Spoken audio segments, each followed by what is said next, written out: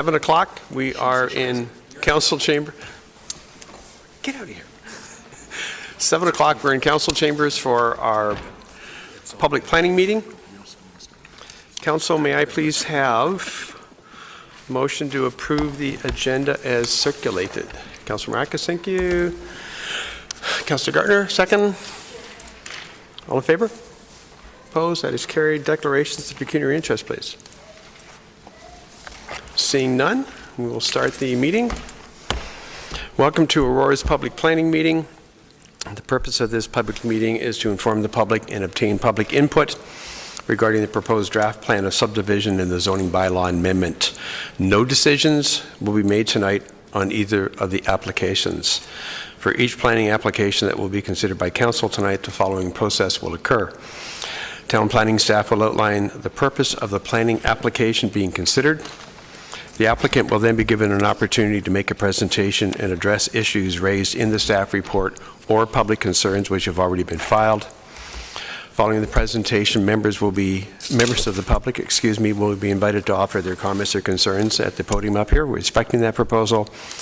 And then when we go through the audience once, we usually answer those questions. Either the staff or the proponent will address those questions. After we've heard from members of the public on the applications, members of council will be given an opportunity to ask questions or make comments. It should be noted that a comprehensive report will be prepared and presented to a future general committee meeting assessing the merits of the application before us and providing council with a recommendation for consideration. It's very important that the town receive the correct names and addresses of individuals having an interest in the planning applications. Therefore, if you plan to speak at council this evening, or if you wish to be notified of any further council or committee meeting concerning the applications being considered, you must complete one of the green interested party forms and give it to our committee secretary sitting up front, and Linda's holding that up. Under the Planning Act, the applicant or residents have a right to appeal any decision of council on a planning matter. It says here to the Ontario Municipal Board, I guess that's to the local planning body, as we make that change. But you must verbally express any comments or concerns here tonight, or submit any comments or concerns in writing to the town prior to council adopting an amendment. The appeal body may dismiss all or part of an appeal made in respect of the application. This public meeting is being audio and video recorded. Your name, address, comments, and any other personal information are being recorded according to the Municipal Act and the Municipal Freedom of Information and Protection of Privacy Act. This will help our town clerk prepare accurate minutes and to create a record that is available to the general public, including the town's website. Questions about this collection should be directed to the town clerk, Town of Aurora. I will now ask our clerk to confirm that notification to the public has occurred as required by the Planning Act. Mr. Clerk. Thank you, Mr. Mayor.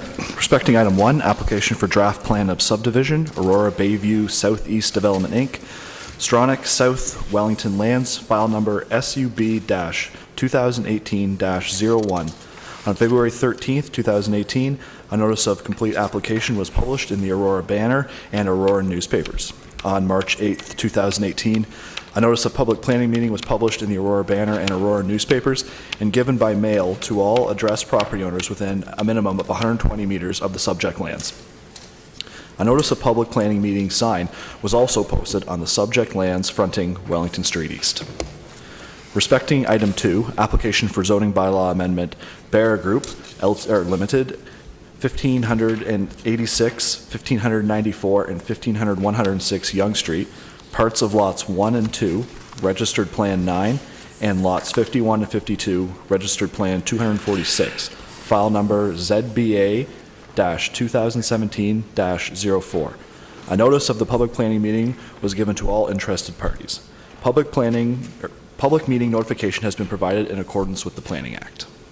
Thank you, Mr. Clerk. I will now ask the Director of Planning and Development Services to begin with the presentations. Mr. Ramuto. Thank you, Mr. Mayor. Lawrence Cook, our senior planner, will provide a presentation for item number 1, and the applicant's representative and their consulting team are here, and they've also got to have a presentation for council and the public on their item.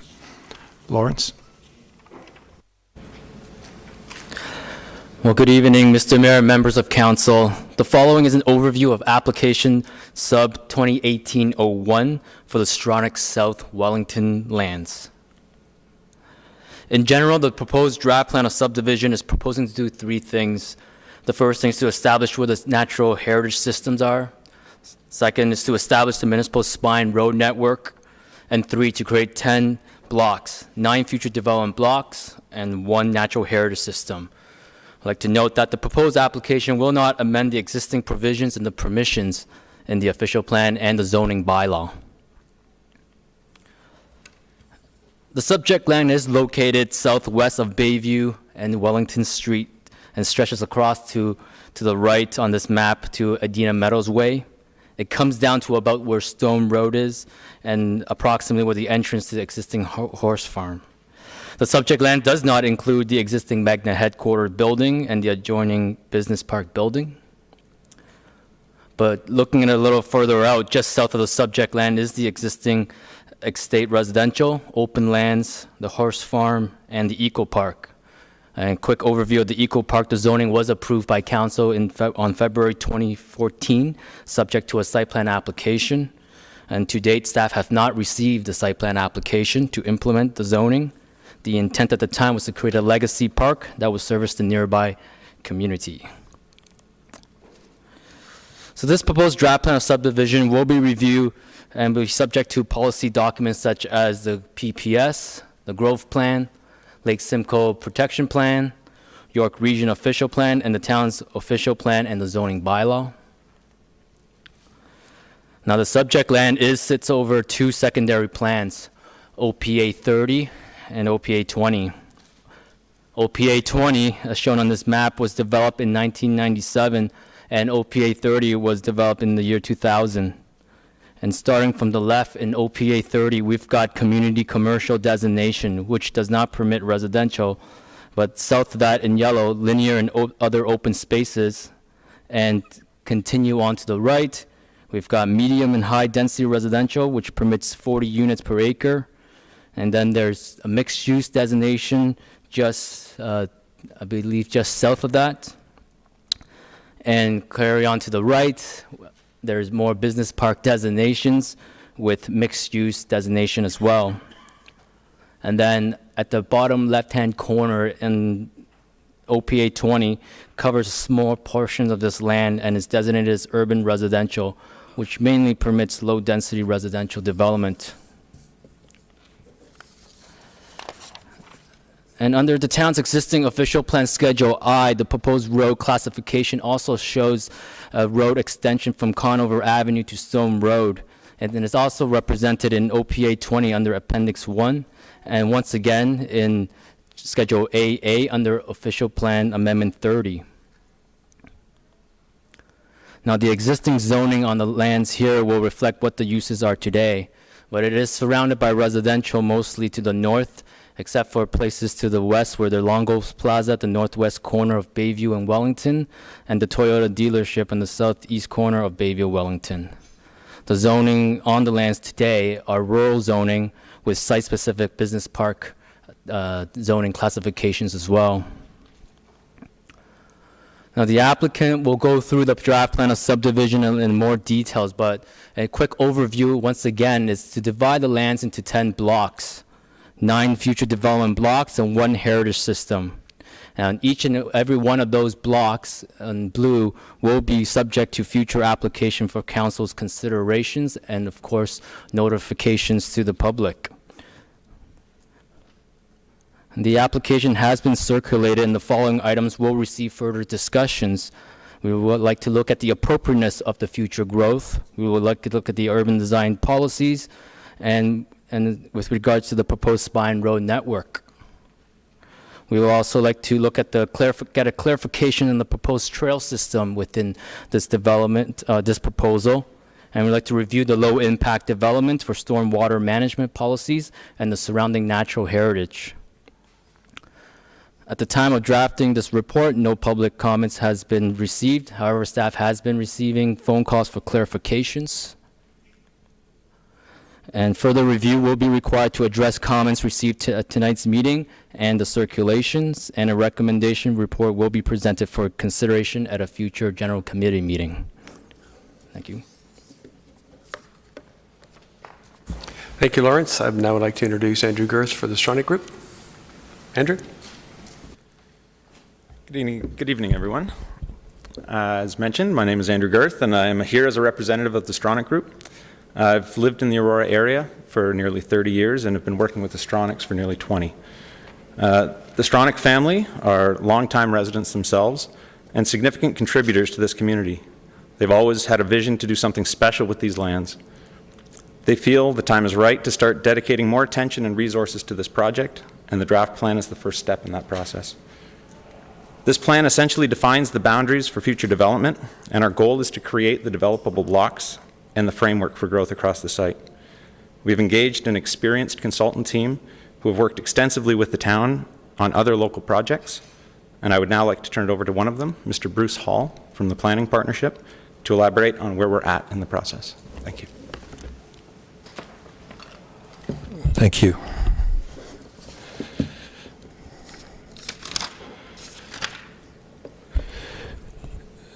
Good evening, Mr. Chair and members of Public Planning. My name is Bruce Hall, and I'm a partner with the Planning Partnership. Each of the firms that's been working on this project has a long history of working in Aurora on a number of major planning initiatives. Our firm has a significant history of work and contextual experience in Aurora from a policy and urban design and planning perspective. We prepared the secondary plan for Growth Area 2C and the Promenade planning study. We've been involved in a number of small and mid-sized development projects, and we started work on this specific project with the Stronach Group in early 2016. Other team members also have extensive experience working in Aurora, Delta Urban, the Planning Partnership, Savanta, SCS Consulting, and the BA Group.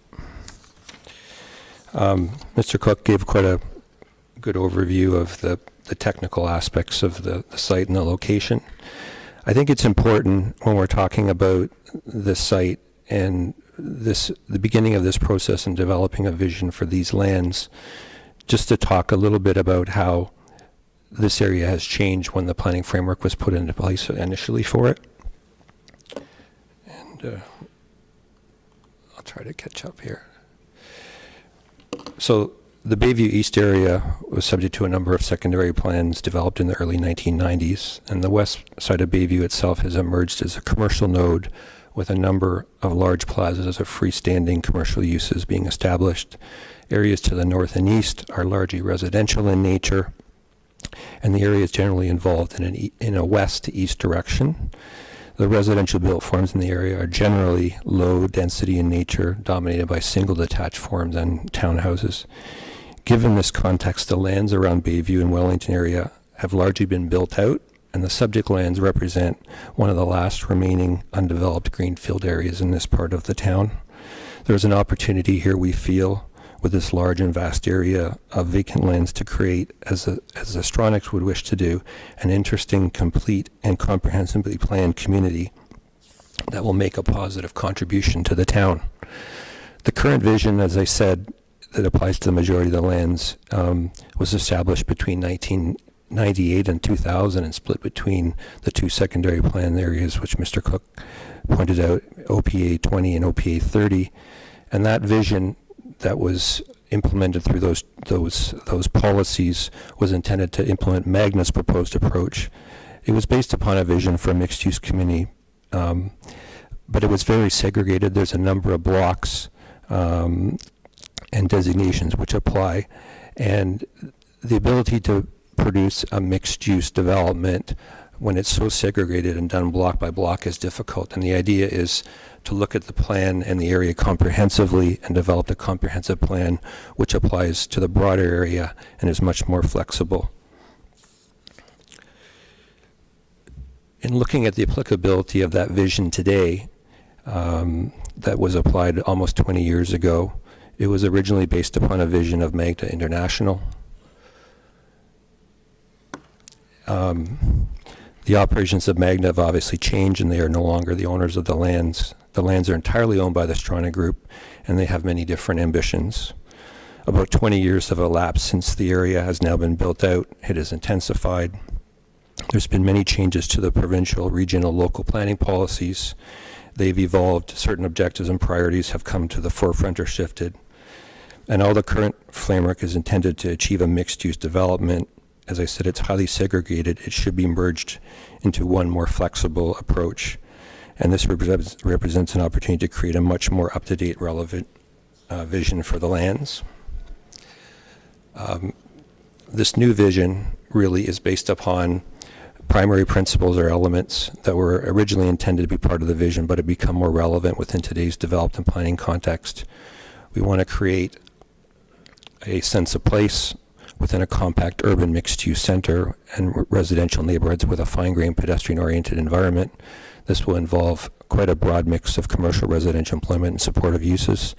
The center will support and be supported by the existing residential neighborhoods and developments in the area. We want to provide for a diverse range of housing options to supplement the town's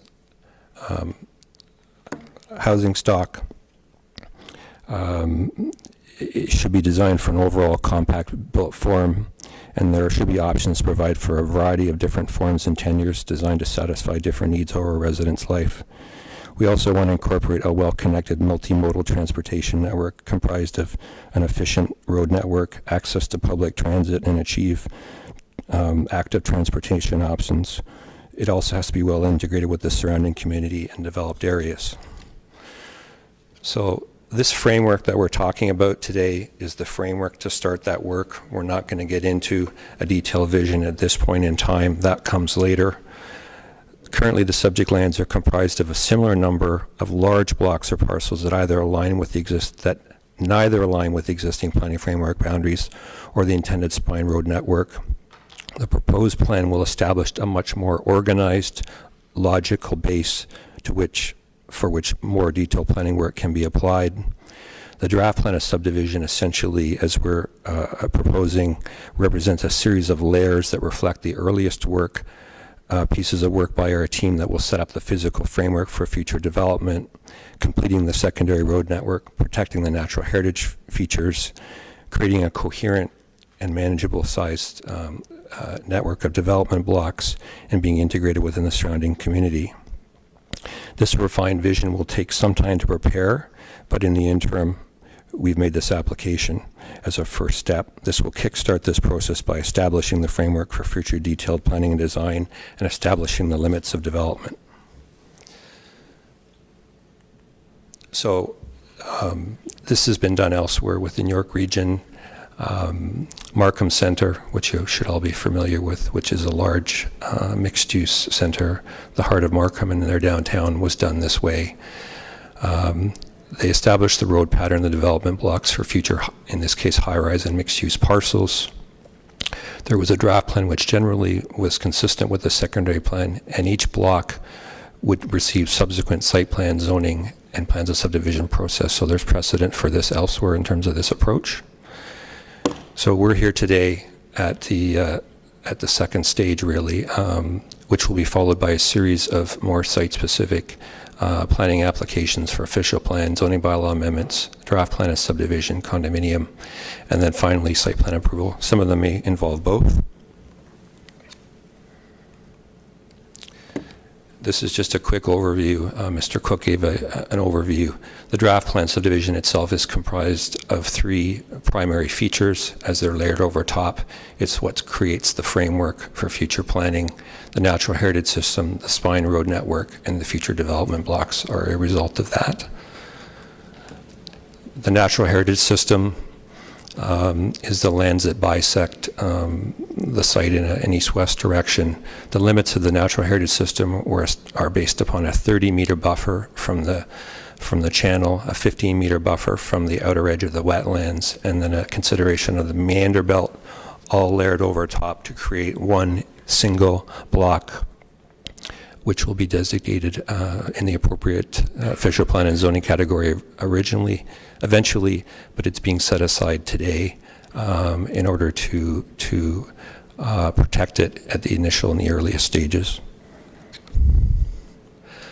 The next layer is the spine road network, And this is an extension of some existing roads that exist on the property today in a private format, which will become the primary public road network.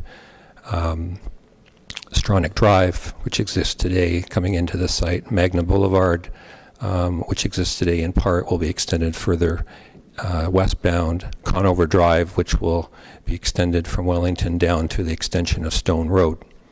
There's a fair amount of detail on this. I'm not going to go into the individual widths of the road, but it's a pattern and an approach which was developed by BEA Consulting Group, and as a result of this is what creates the remaining development blocks.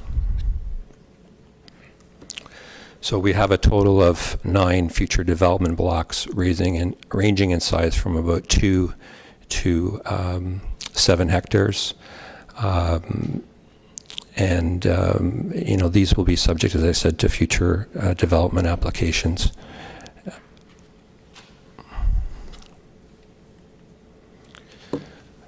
As I said, this was supported by a series of technical studies, an environmental impact study, a transportation mobility plan by BA Group, and a functional servicing and stormwater management report.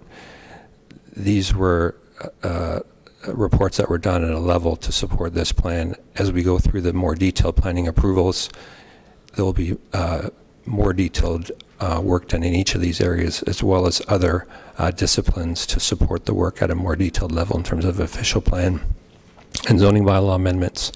And these will be done through consultation with the municipality in terms of preparing complete applications and the proper supporting information. In conclusion, the Planning Act sets out criteria for which approval of a plan of subdivision. Section 5124 sets out the pertinent criteria and matters against which draft plans will be evaluated. Although we're not asking for approval of that tonight, in preparing these plans and all the supporting information, we have considered all the criteria and matters under this section of the Planning Act, and proper regard has been given to all these matters in preparing and evaluating the plan. Moving forward with the municipal draft plan approvals process and dealing with the approval of the plan will not be premature or go against the public interest. The remaining steps in the planning process to arrive at a more refined vision, policy, zoning, as well as SPA will involve increasingly more detailed plans, submissions, and approvals. Each of these will come before you, the next being the OPA and rezoning in all likelihood, and will involve staff review, public input, agency comments, revisions before any decisions are made. With respect to use, built form, heights, densities, massing. This is really the first step in setting up the framework to begin that process. Thank you very much. Thank you, Mr. Hall. We'll now open it up to members of the public.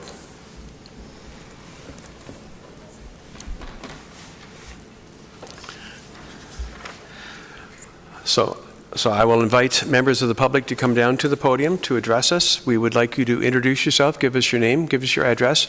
You have 5 minutes, and there is a warning chime at the 4-minute mark, and then then it cuts off at 5. We tend to go through the group once, answer any questions, note the concerns that have been raised, and then we'll go back again. So don't be shy.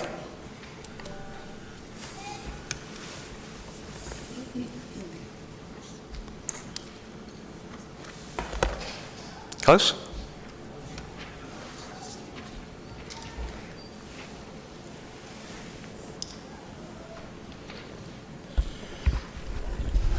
Good evening. My name is Klaus Wernberg. I live in Aurora on Cedar Crescent, and I have a few comments to make on this proposal. When I asked for staff reports to enlighten me what the staff had to say about this, I was given one report with pressure, I must admit, and that was from the Parks Operations Division. When I read the report, I was immediately cognizant of the fact that that report was based on documentation that goes beyond this report, the block divisions and so on.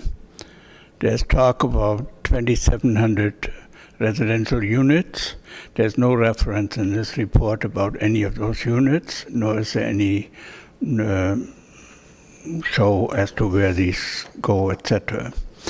The developer has just pronounced that vision number 3 is that there will be a well-connected multimodal transportation network with an efficient collector road network and access to transit and active transportation.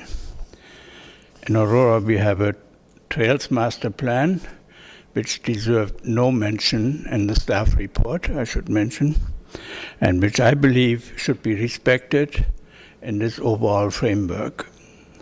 Before you go and subdivide the blocks and before you design what goes into the blocks, the trails are not only recreational corridors, but they are also commuter routes. And I'm talking about commuting from shopping to residence, to schools. There's a Catholic school not too far away from the major intersection at the northwest corner of this development, etc. There's also a good opportunity here to create a corridor down into the Echo Park that is off-road, totally in line with what the Trails Master Plan has envisioned, namely that we should be having green corridors to get away from having to walk on sidewalks.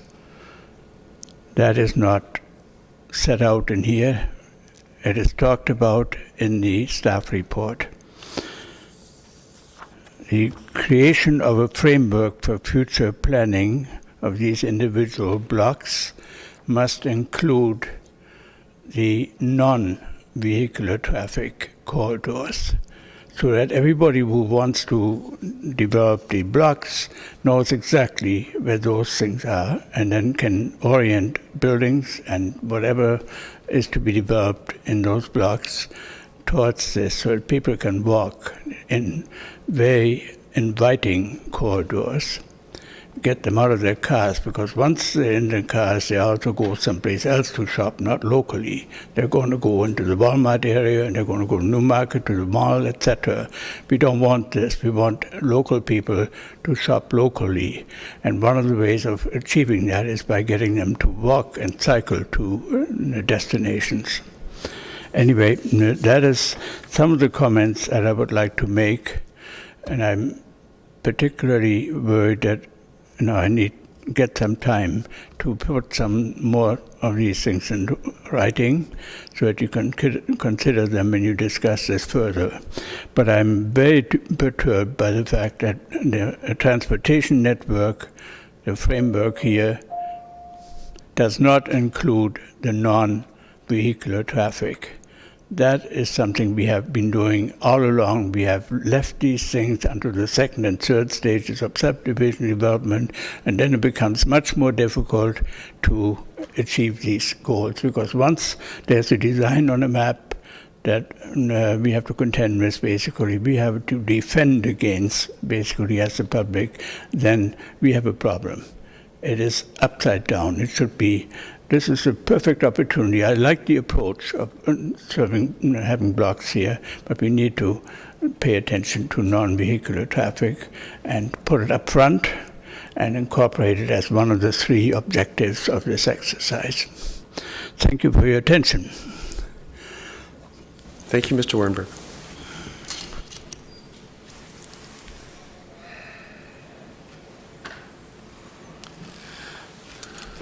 Any other speakers to this particular application, please?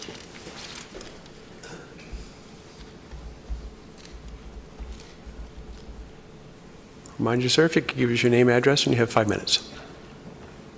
No problem. My name is David Brisley. I live in the Aurora Grove subdivision, October Lane, just off Stone Road, so I'm fairly close to the development here. Just a couple of comments. I've been trying to find out what's going on with this online. Last night I took a look and found the reports that you're presenting tonight.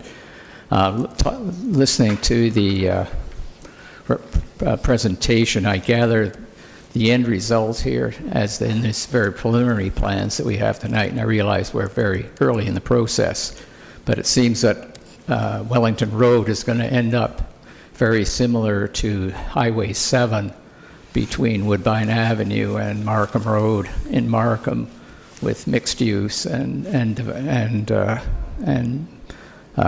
four-story sort of buildings, that kind of thing. And I like that idea in that it's like the avenues plans they have in the city of Toronto. It seems modeled somewhat on that. But I'm curious to know a couple of things, I guess. The plans for the existing horse farm, the Adena property there to the south, if there's any discussion of that at all, or that's strictly the Stronach Group hasn't decided what they're doing there. And a very simple thing, looking at this tonight, the Stone Road, where it goes over the water course there, that's the heritage site that's going to be maintained. Was the plan there preliminary for a bridge to go across, or exactly how would it cross that area? Because I see it does cover that water area. So those are the points I had in mind. Thank you very much, sir.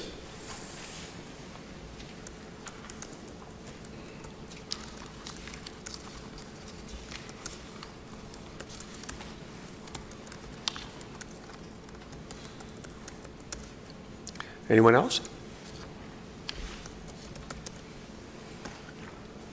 Then I'll ask either Mr. Hall or Mr. Girth to answer those few points.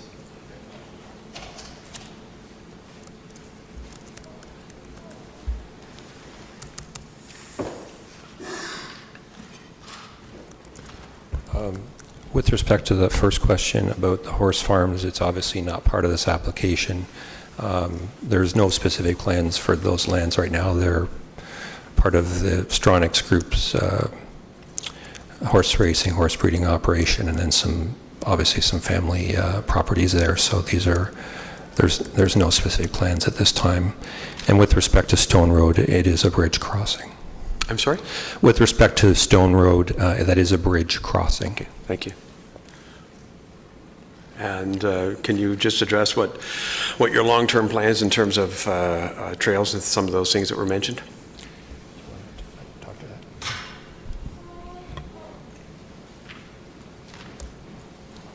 Hello, my name is Templar Sang-Trinistich with Delta Urban Inc. We're the overall development managers for the Stronach Group. So the draft plan does contemplate an integrated trail system within the plan. Our consultants are looking at that in particular. You don't necessarily see those uses on a draft plan itself because the draft plan deals with future development blocks and the actual public road network. But in addition to a very good urban cross-section on the roads that will have bikes and sidewalks and whatnot, we are looking at and working with staff on trail network through the appropriate locations through the NHS, and obviously long-term connections down to the eco parklands as well. So we are looking at a much broader integrated network connecting the lands to the north and to the west and south too. Thank you.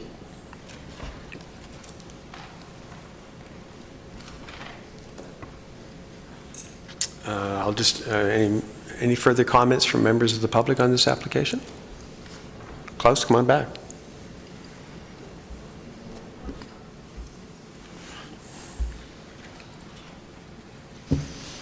I'd like to comment on the last remarks you made. The much broader trails network, as it were, I'm afraid is focused on sidewalks. That is not the idea in the Trails Master Plan. That is what we're trying to get away from, to make these trail corridors inviting so they become commuter corridors where they have the potential. The people are not going to be very comfortable along roads. You know all the reports from Toronto about where pedestrians and cyclists get hit who are alongside the road. No matter what you do, as long as you're moving within the corridor, you not only have the noise and the pollution and so on, you have stress, but you also have a risk of being hit by a vehicle that moves plenty too fast, mostly, to stop. We don't have 25 and 30 kilometer an hour zones here and so on. But I would say create a trails network that will be a spine network that will basically then guide you to allow feeder trails to go into that network from the subdivisions and from the commercial area. But you have to do these things now up front, because otherwise you get the designs and then you have to fight an uphill battle to get these things incorporated. It's all very nice to do this with staff behind, the curtain, and people like myself who can inject different ideas into the equation are not there. And to stand here and comment on these things, it's a fairly useless exercise. It's very, very stressful as well. And I've been doing this for years, and it hasn't worked. We have not managed to get trail corridors across buildable land. That's what we're talking about. We have to consider them as part of the solution, not as a problem, as it has been done so far. So I respectfully ask you to ask the development consultancy firm to include the non-vehicular traffic network in this exercise before we get to the details. Anyway. Thank you, Klaus. Thank you. Any other members of the public?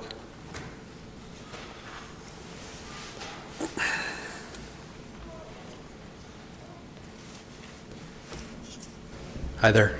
Sean Brand. I live on the northeast corner of Van Dorf and Bayview in Vines Place. My question's not necessarily specific to this development, but it relates to it.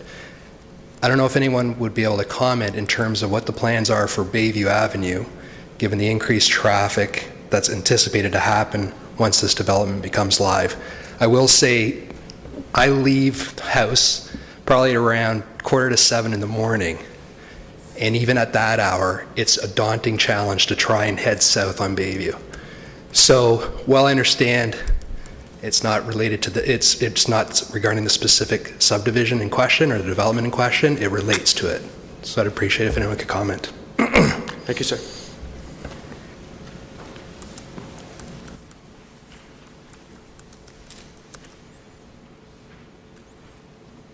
Any other members of the public at this point?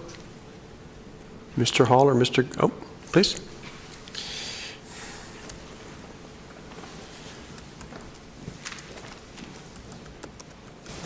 Hi, good evening. Can you hear me?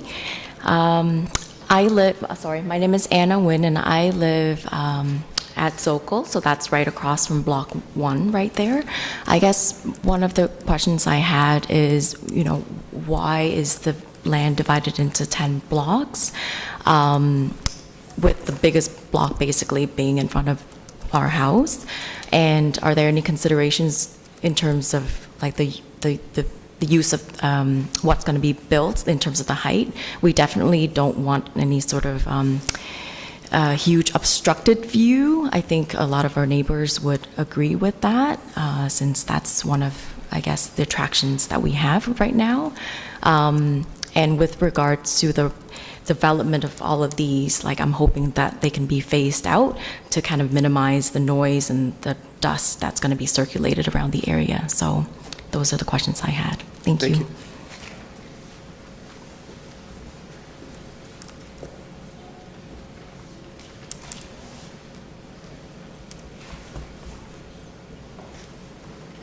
Anyone else? Either Mr. Hall or Mr. Girth. So I'm not sure if you can answer the traffic one, because that is a long-term, also regional issue. Took the words out of my mouth. I was just going to mention Bayview Avenue is a regional road. I don't believe it's in their 10-year capital plan for improvements. As it relates to this draft plan, there will be improvements at the intersections in terms of turning lanes in and out of Stone Road, for example. There'll probably be some tapering and improvements along the east side of Bayview between Stone Road and Wellington as well. But beyond that, to the south, that's really York Region's jurisdiction and purview. And just to clarify again on the trails, the intention of the trails system, if I can get this to work, is though it doesn't show up very well on the screen, is to not only have your trail and pedestrian activity on what we are hoping to be urban streets and getting people to be more active on urban streets, but there is plans for longer term trail integration and pedestrian activity and flow through the blocks, as well as into the natural heritage system that's on the plan. And as I mentioned, the idea is to connect that with the broader town master plan trail network that both extends south and into the plans to the north as well.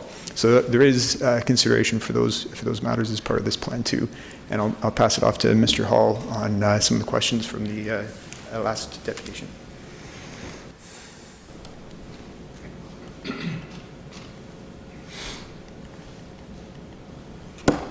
I guess this is the best slide just to speak to the question about the lot fabric. I think the question was regards to lot block 1. Really, the blocks are a function of the collector road system creating the division of those blocks. Why you see blocks, I guess, 6 and 7 being slightly smaller as they have a frontage onto the collector road system there, and they've been broken down, but 1 really does reflect what happens when that block is divided up. As far as the built form, again, we're going to be revising what the current framework says on it. The current framework really has a commercial core, commercial designation on that land. It's tended to be originally more like you would see happening along, which has happened along Bayview to the north and to the west.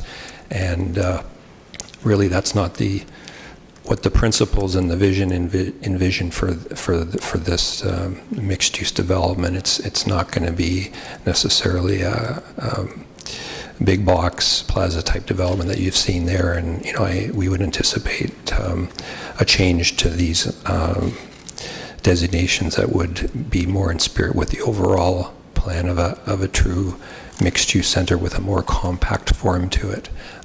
But again, we can't speculate what heights and densities and things like that are going to be at this point in time. Thank you, Mr. Hall.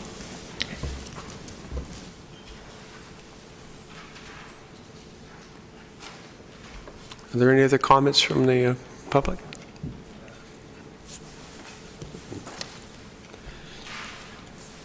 Sir? Sometimes listening to what other people say brings up questions that I didn't have before. Thinking about the no plans for extending or widening Bayview for 10 years makes me wonder, do we have any time frame for this project at all? Like, it looks like a 10-year program itself, but I just wondered, there must be some sort of initial thinking as to what the time frame would be to do things.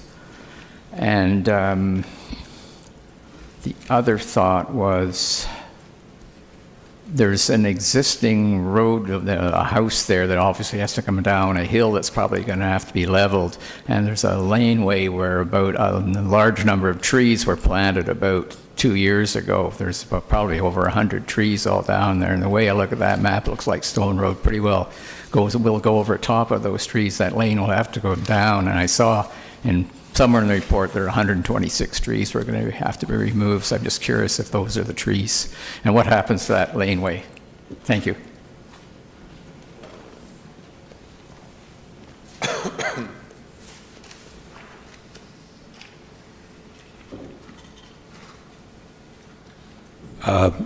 This is obviously a very large piece of property and sizable development blocks. We can't put a specific time frame on it. It's intended to be a phased development. It's likely going to happen from west to east. But every time I try to predict how long something's going to take, it either takes 50 years or it happens in 5 years. So not to be flippant, but it's very, very difficult to predict that time frame. But it's going to be something that will definitely happen in phases and over a definite period of time. The house and the laneway? The house and the laneway. Can you speak to that? Thank you. Just to make sure I've got that clear, the house is that the one at the end of Stone Road or opposite Stone Road? So the house effectively would need to be removed to accommodate the construction of the road. So the road extension would come off of the existing intersection down and around. So the house would be removed. Is that better? Probably better. There you go. So the house is located generally in this location. So the house would have to be removed effectively to accommodate the construction of the road. With regards to the trees that are all identified in the arborist report are identified as being appropriate and necessary to remove for the purposes of the development, and part of the application will be looking at what trees are being planted and their replacement through the development process too. So those things are all being accounted for and will be discussed with staff and LSRCA as well. Thank you.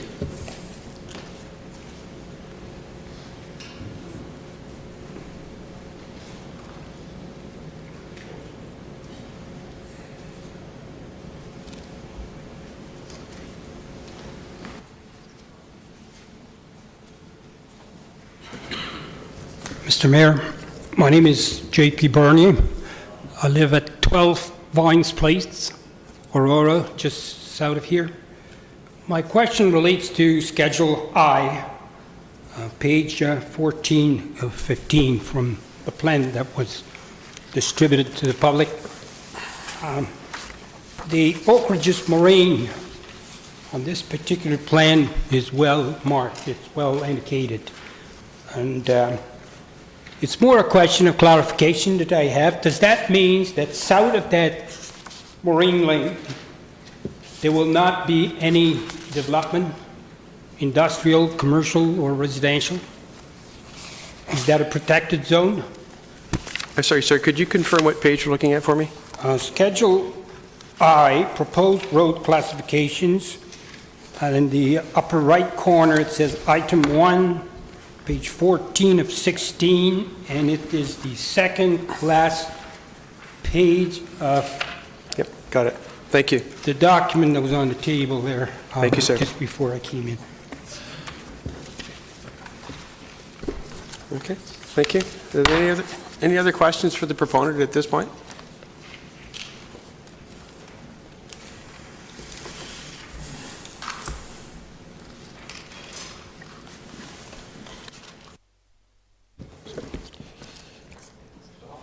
With respect to the last question,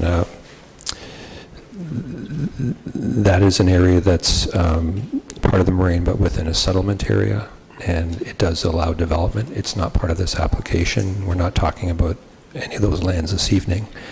And notwithstanding that it does allow some forms of development, it would have to conform with the policies of the Oak Ridges Moraine Plan and the other provincial planning policies. Thank you, sir. Thank you.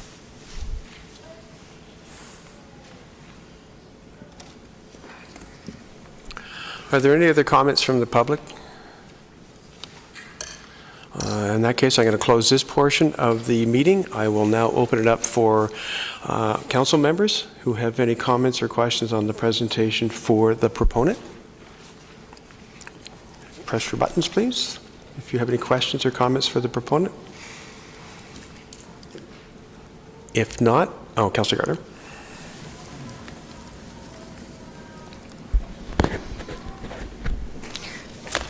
I'd like to go back to the point that Mr. Warrenberg made about the trail system. And when I'm looking at the trail map, the trail network map in the official plan, it goes on a diagonal from almost Bayview, and then it goes south. So it really does cut right through the subdivision. So I think his question is valid. How is it going to be planned within your subdivision? Is it going? It looks like it would have to be an on-road trail because of the way it's going through the subdivision.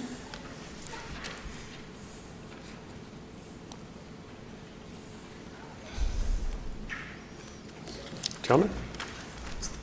Thank you. Unfortunately, I don't have the trail master plan to put on the screen unless staff have one handy.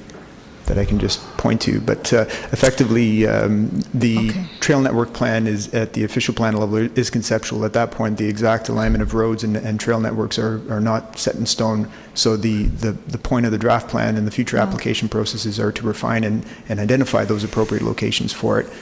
So to a certain degree, some of them could be on street, and to a certain degree, others can be off-road as well. And we are definitely looking at those potential off-road connections further to the south. We just need to be mindful that the lands between Stone Road down to Vandorf are not part of this application. Right. And the idea is to ensure that that protection and that opportunity continues to exist as part of future development applications as well. Councillor? Thank you. And if you just wouldn't mind staying at the podium. I mean, it's very hard for me to take what we have on the screen in our report and compare it to the Trails map. And Councillor Marakis, who is on the Trails Committee and perhaps is chair of that committee, said that it looks like it's running through the environmental area. And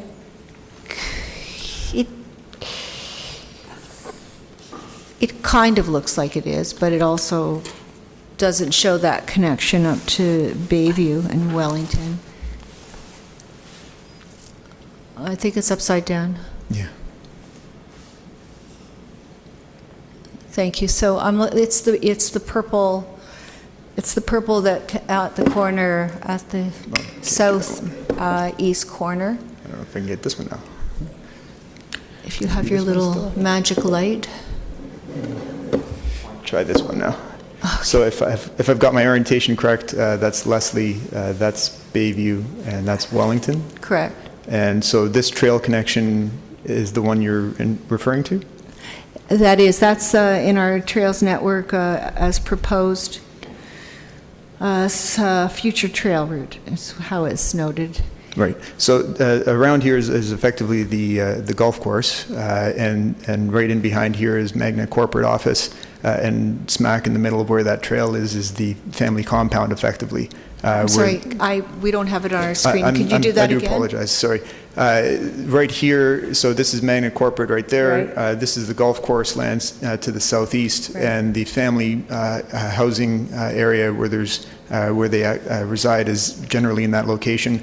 This trail connection out to Bayview looks as though it would come through what would otherwise be tableland on our draft plan, and then potentially connecting down through the natural heritage system as it does extend down into that location. So effectively following this type of a trajectory on the draft plan.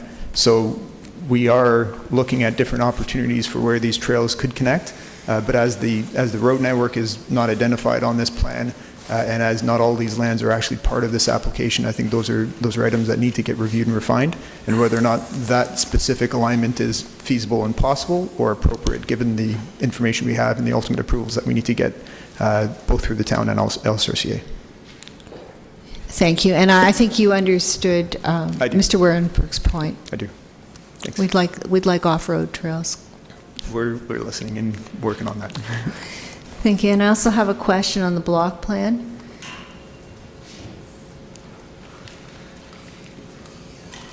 Could you explain again how Markham's block plan is compared to the one you're proposing here?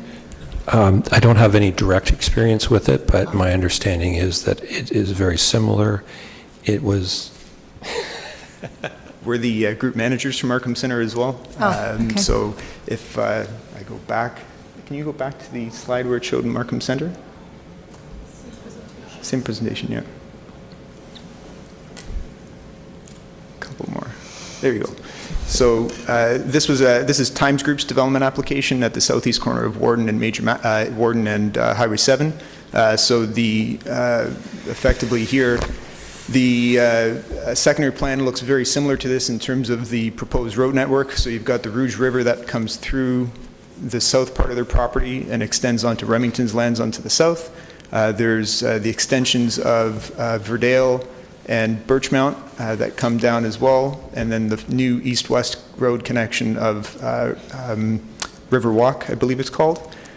And effectively that is your spine public road network. And then within that there are private laneways within the development blocks and working from east to west. This is a commercial plaza, 2 to 3 stories with a longer-term opportunity to redevelop into larger density. And then moving from Birchmount over is all high density right now in the 20 to 30 story range. And then at the corner is the longer-term plan there for commercial parks, office, residential, and the like. So effectively, they've set it up. Again, if this is not helpful that way, sorry. So this is a mixed-use community, and this is where you'll find more of the activity of that office, non-residential uses integrated with the residential. Mostly through here is commercial and residential, and commercial at the end there as well. So the correlation between this plan and the draft plan for Stronach Group is a similarity of establishing a spine public road network, the natural heritage system in the future development blocks, and then ultimately those individual blocks have site plan, plan of condo, and zoning applied to them specifically. And in this case, it's effectively being phased from east to west. Thank you. And it was mentioned that this is going to be a complete community. Could you tell me, in your opinion, what that means? Well, I can pass that off to our planner for a description on that. Thank you.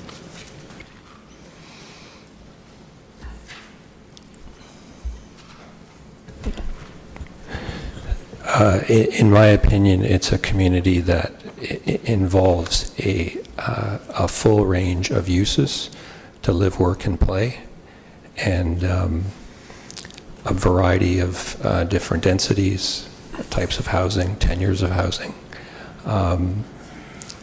Allows you to age in place there, allows you to work there. Thank you. And in our, well, I think, if you don't mind, I could ask, I'm getting the, but in our official plan, we are talking about aging in place, basically, and in the community. And we're also talking about affordable housing and different kinds of housing mix there. Affordable can be brought about many different ways. But is that part of a complete community as well? Yes, it would be. Thank you. Councillor Kim. Thank you, Mr. Mayor. I'm not sure if this is for the planner or the other gentleman, but I know the question was asked in terms of the timing, and I think this will help towards that. So the next stage, which would be asking for the official plan amendment and the zoning amendments, that'll be the next stage. And typically, once tonight is passed, they'll go through GC and council, which will typically take place in the next month or two. When do you anticipate coming back with the next phase, which is the amendments? I would think our amendments are within the next 6 months for sure. Is that?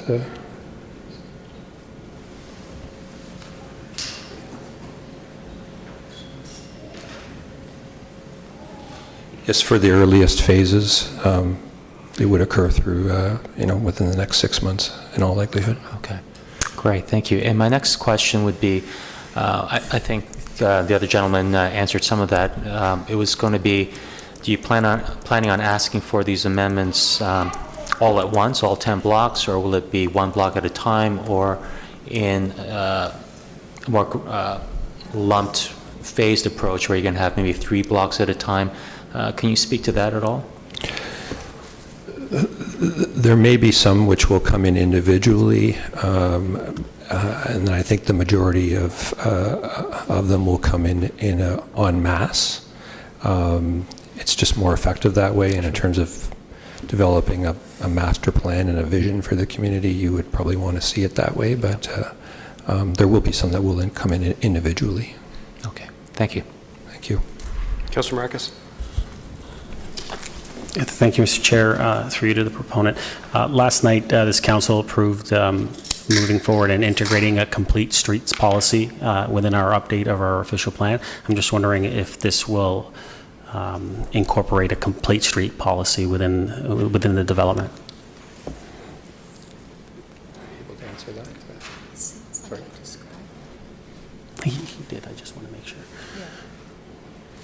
Yes. We will have a look at that. One of the things we've been having some discussions with staff is looking at more compact forms of street cross sections, which are supportive of a complete community itself. And those cross sections, will look at some of those aspects of that complete streets initiative.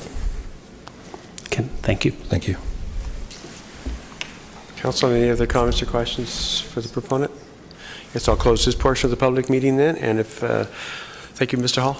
If someone would please put the report on the floor for me. Councillor Perry, Councillor Kim. Comments or questions to the report? Please. Councillor Marcus. Thank you, Mr. Chair. Through you to Mr. Ramuno. Mr. Ramuno, I'm just going to ask, as I always do, will this fall under the new legislation? Mr. Ramuno. Once it gets to us? Through you, Mr. Mayor. The application was submitted, again, this is a draft plan of subdivision, so my understanding that it would come under the new Bill 139 and the new local appeals, planning appeals tribunal, should an application end up at an appeal body. So yeah, it would likely be considered under the new legislation, Bill 139. Thank you. And through you, Mr. Chair, to Mr. Ramuno. Mr. Ramuno, are we making any changes to the OP, to the zoning tonight? Through Mr. Mayor. No, just to be clear, the application before council is really just the plan of subdivision to create those blocks and to establish the road network and the underground servicing in order for those development blocks to proceed at a future date. And they would all be subject to, at a very minimum, rezoning applications, perhaps in some instances, amendments to the official plan that would have to come before council for consideration and at a future public planning meeting. Just to clarify, and I know it was said by both Lawrence and the representatives, the majority of the lands here are under the secondary plan, the Bayview Southeast secondary plan that was approved in 2000, and the land uses that are approved along this corridor are a variety of uses, mixed use, high density uses, community commercial type uses. So the principle of development was established back in 2000 to permit a more intense type of development. But again, there would be future rezoning applications and subdivision applications and site plan applications as each block comes forward. But as we've heard, we will encourage the applicant to come in with their master plan and one set of zoning or official plan amendment applications if required. Thank you. That's all for right now. Councillor Humphreys. Thank you, through Mr. Mayor. Just back to the trails, I think we'd like to see this come back, that there be some really defined, where the trails will be going and that they would fall very closely to the trails master plan. It's really important that we adhere to that, and so I look forward to that. I know you heard that loud and clear. Will the region or someone be doing the traffic study on Bayview and the impact? Mr. Ramuno. Certainly, through you, Mr. Mayor. No, it's a good question. Obviously, the region will be reviewing this plan of subdivision application, so we'll be expecting comments from them. As we've heard, Bayview is under their jurisdiction. The improvements to Bayview are not currently within the region's current 10-year road construction program, but it's, we're going to expect the region to take a good look at this application. And as the applicant mentioned, at the very minimum, there would be some turning lanes and et cetera improvements that the region would require from the applicant along Bayview. Okay, thank you. That's it for me. Councillor Thompson.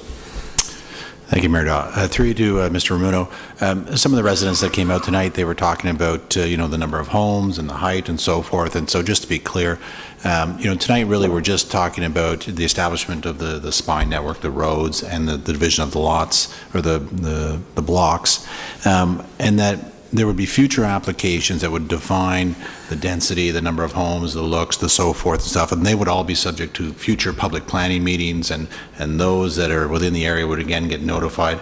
Today it's really just a very initial stage, but there would be multiple layers to this process. If you can just sort of speak to that, that would be great. Mr. Mayor.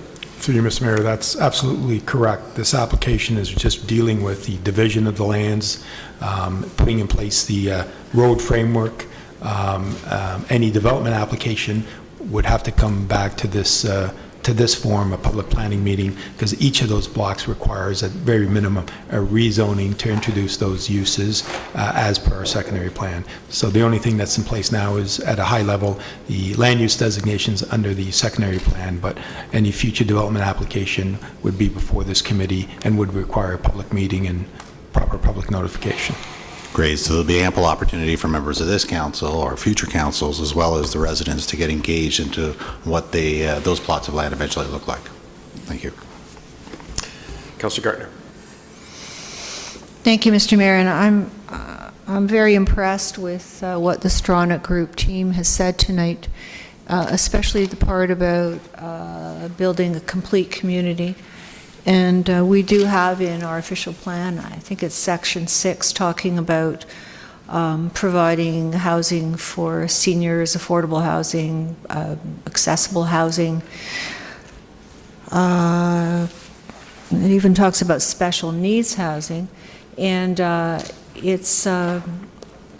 it would be really great if we could have a complete community, especially it's an appropriate place. It's on a transportation corridor. It's near shopping, it's near the community center, and we've had many people come to this podium and they said that they can't progress through all of their stages of life in Aurora. We know young people, but seniors, and they move away, and the planner has talked about that, exactly allowing people to stay in the community at various stages in their lives. So I'm really excited about that. Also, I'm also a little confused, though, with respect to the plan, the community commercial, the mixed use, etc. There is a section here that is business park. It's quite, if I can read page 13 appropriately, it's quite a large area that's business park. What is planned for that area, as far as you know? I'm sorry, I should have asked the developer. I mean, we're talking about a road network tonight, but it's also the beginning of us granting a process. So I think we should have an idea of what's going to be going on within these blocks. Certainly. Through you, Mr. Mayor, we haven't seen any definitive plans for those business park blocks, but there are 2 or 3 business park employment blocks on either side of the Stronach or Mavanac Boulevard, the extension to that. And currently, under the official plan, those business park blocks do not permit residential uses. So if they were to propose residential uses, that would then trigger an amendment to the official plan, but also we would have to deal with that through the region's update to their regional official plan as well. Councillor? Well, and the reason it's important is because it's part of our economic development objectives to have, people in Aurora being able to have jobs in Aurora and the taxes that come from business opportunities. And so what you're referring to, it says, we've talked about this before, applications to convert lands designated employment area to a residential use, retail or other non-employment uses shall be assessed on the basis of a regional municipal comprehensive review. Is that what you're talking about? It would have to go through the region's official plan review? Thank you. Thank you, Councillor Gartner. Councillor Kim. Thank you, Mr. Mayor. And, these questions are fully cognizant of the fact that this is this application, just for the benefit of the audience as well who are here, I'm sure they're very excited, or in some instances maybe concerned. This is, as Councillor Thompson mentioned, just the application for the road network and some parts of infrastructure. And that said, in the staff presentation, the Echo Park was outlined in the presentation. Through you, Mr. Mayor, to Mr. Ramuno, can you confirm the status of the Echo Park? Mr. Ramuno? Certainly, through you, Mr. Mayor. At a staff level, we have been, we're in discussions with the Stronach Group with respect to having them proceed with that Echo Park. The rezoning of that goes back, I guess, 5 or 6 years ago, so the lands were rezoned for the Echo Park type uses. The next step would be for the actual site plan or development application, actual development of that Eco Park site. Again, we're really still at the preliminary stages with the Stronach Group. It's not part of this application, but again, it's part of their land ownership, and they are still interested and committed to deal with the town and to deliver on that Eco Park sometime in the future. Okay. Councilor? Thank you, Mr. Rumuno. And to the gentleman who lives on Vines Place, the Echo Park would be, I guess, backing onto Vine, or immediately north of it. So, that is the, hopefully the plan, but that's not firm. And I know I'm just one step ahead of myself, but just for those who are here who asked this question, Mr. Rumuno, based on the current zoning, what are the height limits in those 10 blocks? Mr. Rumuno. So, through you, Mr. Mayor, at a zoning level, most of those blocks still have the old historic rural zone on them. The business park blocks permit office uses, and the height permission within the secondary plan is up to 7 stories. The lands that are designated for the mixed use and high density residential uses, the current secondary plan does permit heights up to a maximum of 7 stories. Again, that is subject to future rezoning applications and the actual development applications, and they will come at a future date. Okay. Councilor? Great, thank you. And just to confirm, you did mention that we're fully cognizant again that Bayview is a regional road, but given the application in front of us and the intent to change the use, the letter of change went to the region last year. So with this in front of them, is there a chance that this could be incorporated into their 10-year plan? That's not out of the question? Based on, there's no point putting all these, the turning apparatuses and so forth on stone, only to have that broken up to widen it several years down the road. So do you think that there could be a chance that they might be including this in 10-year plan based on this project? Through you, Mr. Mayor, difficult to answer that. It's probably unlikely to have that advance within the current 10-year time frame. However, if any development, if the subdivision would to proceed in the development of that internal road network, at a very minimum, the region would require the developer to put in those widenings and turning lanes along the east side of Bayview from Wellington Street down to just south of that Stone Road extension at a minimum. But we'll be having discussions with the region. They will have the application. They will provide their comments and conditions to town staff, and we'll provide an update to council when we report back. Okay, great. Yes, sir. Thank you. And one last question, and I know I'm ahead of myself here, but I'm sure many of us are excited to think about the possibilities. Based on the soil structure of that property, is it could it support underground parking? I'm not sure you can answer that, can you?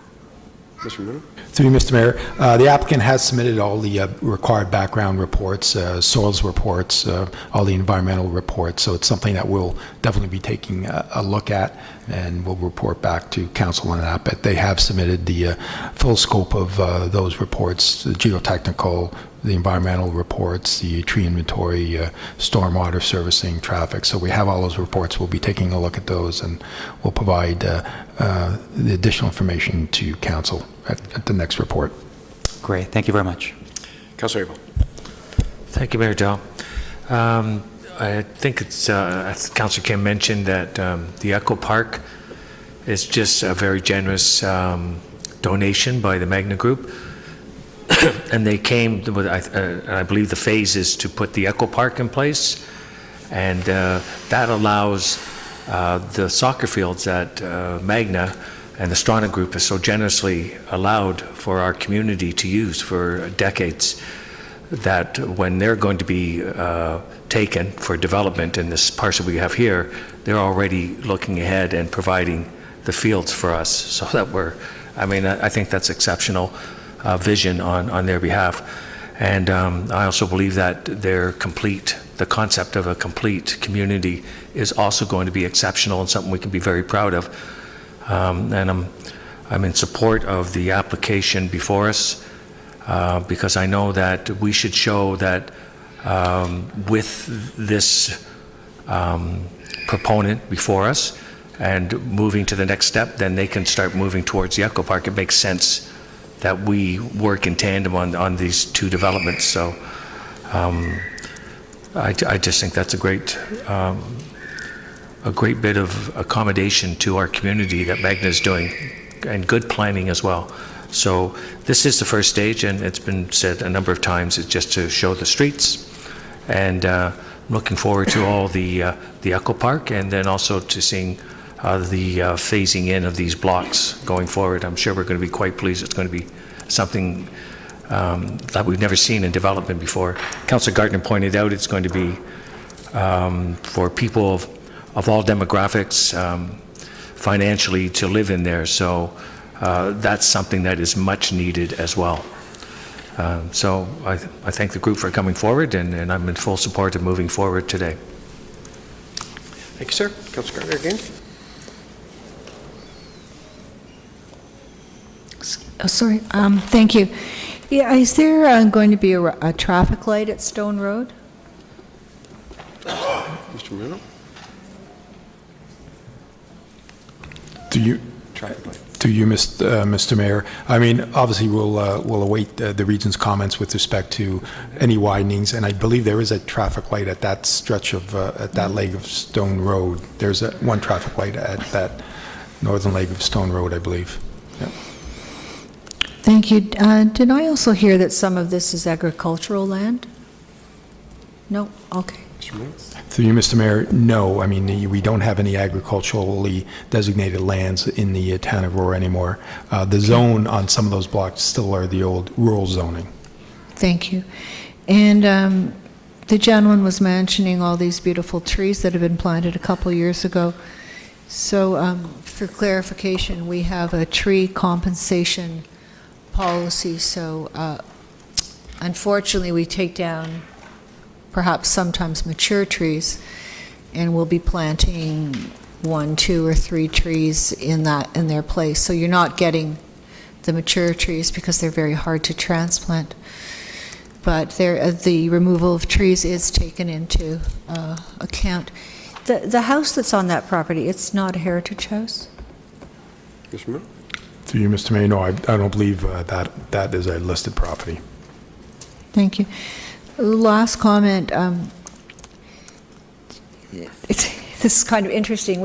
I think as a council, we need to see a block plan of all the block plans put together so that we can get an idea of the entirety of this subdivision. So I certainly would prefer all of them coming to council at the same time as opposed to one and then another and then a whole bunch. So I think that the planner has that in mind too, but I think it's very important for council to have a large block plan of what's going on here. Thank you. Seeing no other speakers, using your tablets, please. All in favor? All opposed?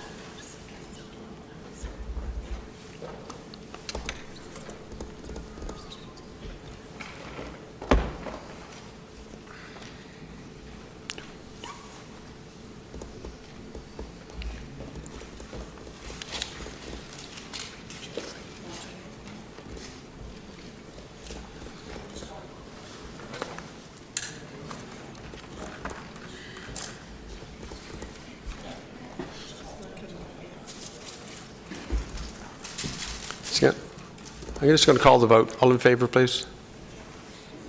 Opposed? That is carried. It's unanimous, so you can just, Linda, if you make a note that was unanimous, please. Thank you. Okay, that finishes the first application. So anybody who came for the first application, you're welcome to stay, of course. I'm sorry? Yeah, I'm sorry. Once again, the green forms, if you wish to be kept informed. Linda, hold that form up again for me, please. So if you wish to be kept informed, please fill that out.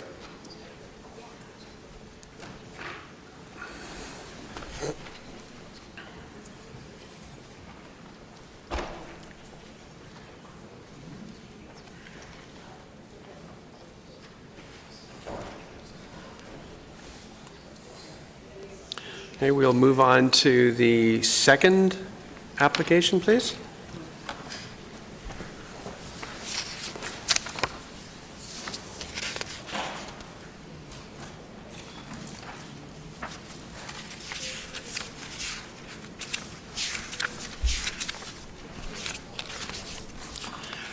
Mr. Ramuno? Thank you, Mr. Mayor. So the next application is a rezoning application. It's been before council back in November. We had the initial, November 2017, the initial public planning meeting. Council directed the applicant to make some revisions to come back. So it's a revised application is before council and the public this evening. Our planner, Caitlin Grope, will give us a brief overview of the application, and the applicant's planning consultant is here, Mr. David Chirichenko. He also has a presentation to provide along with his architect. Caitlin? Caitlin. Thanks, Marco. Good evening, Mr. Mayor and members of council. As Marco had mentioned, this is the zoning bylaw amendment for the Bar Group Aurora Limited, which has come to a public planning meeting previously. It was actually in September of last year. This is just an overview location map of the subject lands outlined in red. They're located on the west side of Yonge Street, between Tyler Street and Rubin Street. And the main purpose of the zoning bylaw amendment is to rezone the subject lands from PDS1 and R7 to a PDS1 exception zone. So that's the Promenade Downtown Shoulder. And that's to permit the development of 2 3.5-story stacked townhouse buildings with a total of 59 units and associated underground parking. So the applicant has submitted a revised site plan and some perspectives in order to address some of the preliminary comments received at the first public planning meeting. And a summary of those comments and responses are in the planning report. The site-specific exceptions are required for certain PDS zone performance standards, which I'll show on the next slide, to implement the proposed development form, and the final site-specific bylaw will be structured to address setbacks, height, the number of units, and that kind of thing. And the development of the lands will be subject to a future site plan application to be considered by council, which was just recently submitted last week. So we will be circulating and reviewing that. And then the zoning bylaw amendment and the site plan application would be reviewed concurrently moving forward. So this is just a summary of the zoning provisions. You'll see in the PDS1, the first column, those are the current provisions, and in the second column is what the applicant is proposing. 3 of those, which are bold font, are the exceptions that would be required. And of course, the proposed application will be reviewed for consistencies with all of the provincial, regional, and municipal policies as listed. So this is the existing official plan designation. The property is designated Downtown Shoulder in the Aurora Promenade secondary plan. And the current zoning is PDS1 R7, and a little corner is designated, or sorry, zoned environmental protection. And the next 3 slides will show the revised site plan and elevations, the first being the site plan. It's a little hard to read, but basically one of the main changes that the applicant has made is revising the layout of the units. So they have flipped 6 of the units to front right onto Yonge Street, and I'm sure they will addressed that further in their presentation. You can see in the bottom elevations, those 6 units have now sort of been oriented towards to face the street. And that's the rendering that has been provided. So the submission has been circulated to internal and external agencies. Comments are being reviewed. And the site plan submission, as I mentioned, will also be circulated and reviewed concurrently with the zoning application. And we have also identified matters to be addressed prior to final report to council, including compatibility and appropriateness relative to existing and future land uses, evaluation of the proposal in context of the promenade, urban design, and streetscape provisions, access consideration to Yonge Street, consideration of a heritage plaque to commemorate the George Browning House, which was located at 15086 Yonge Street, as well as consideration for the Conservation Authority comments. And in conclusion, staff will continue the technical review of the application, take into consideration comments from internal departments, external agencies, as well as comments received from the previous public planning meeting and any comments received tonight. And a report with recommendations will be presented for council's future consideration.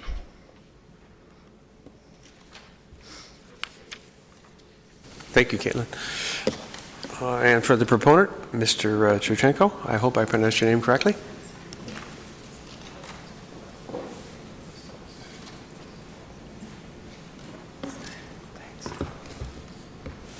Good evening. My name's Dave Cherizenko. I'm from Stantec's Urban Places Group. I'm the land use planner attached to the file for the applicant. I just wanted to introduce the presenters this evening because we have been through a bit of a revision process. So in September, when we came to this public meeting, there were a lot of comments that were received from the public and from council members that I would characterize more of a site plan nature. So we took that in tow, and we engaged Raw Architects to develop a site plan and revise the overall concept for the stacked townhouses. And we did, as Caitlin mentioned, formally submit that application last week.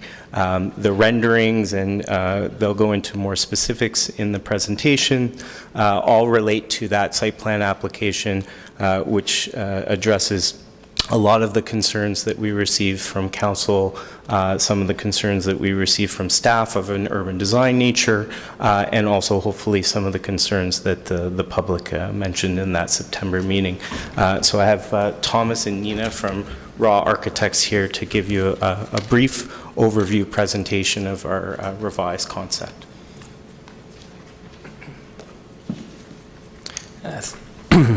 Thank you, David, and good evening, Mr. Mayor and members of council and members of the public attending. Is it the mouse that I use? Yeah, just the arrow. Okay. So as Caitlin explained about the subject site, it's located along Yonge Street in Aurora, and the proposed building is a 3-story block townhome development. The site slopes towards the northeast, so the highest point is on the southwest portion, and along the south and west sides of the site are residential buildings. And this is the current state of the site, with commercial frontage along Yonge and a residential building setback. Further south along the site, there is a retaining wall, a concrete retaining wall that will be removed in the proposal. And along the Temperance Street side, on the opposite side of the site, there is a driveway entrance for one of the properties to the west of the proposed building that is being retained. This is the proposed development, a series of block townhomes 3 stories in height. And we're proposing a number of 2- and 3-bedroom units that average in size, I'd say around 1,200 square feet. So they're fairly large in size, and there is parking proposed below grade along the entirety of the site, under the proposed buildings and the pedestrian mews. The frontage along Yonge is actually, I'll go back to this rendered view, is that of these red brick facades with cement panel above, and it's bisected by this pedestrian mews that terminates in a parquet at the west side of the site. Loading is proposed along the north end of the site with partially submerged garbage receptacles, and that's where entrance to the parking takes place below grade. This section here tells the story of the building height, the perceived building height. Apologies for the typographic error there, but in effect, looking from above, from the southwest, a 3-story building is perceived that averages from 8.7 meters to 10.4 approximately meters in height.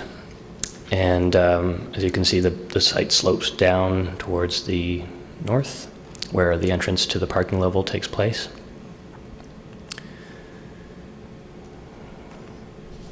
This is another view along Yonge Street, taken from the east, along the pedestrian mews. And again, along Yonge, showing the building sloping down towards the site.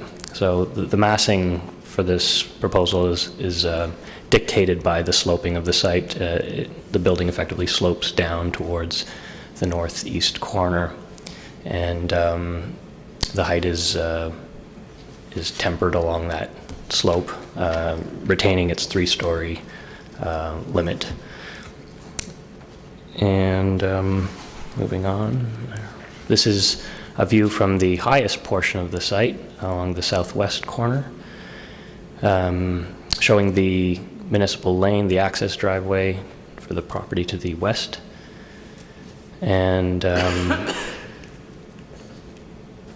that is it. I can mention the total number of units is 59.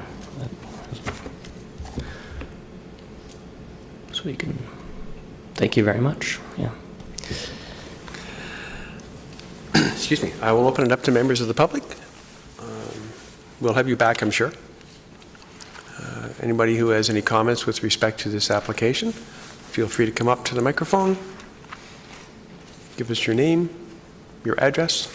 Just make your way up, sir. We're guaranteed not to bite.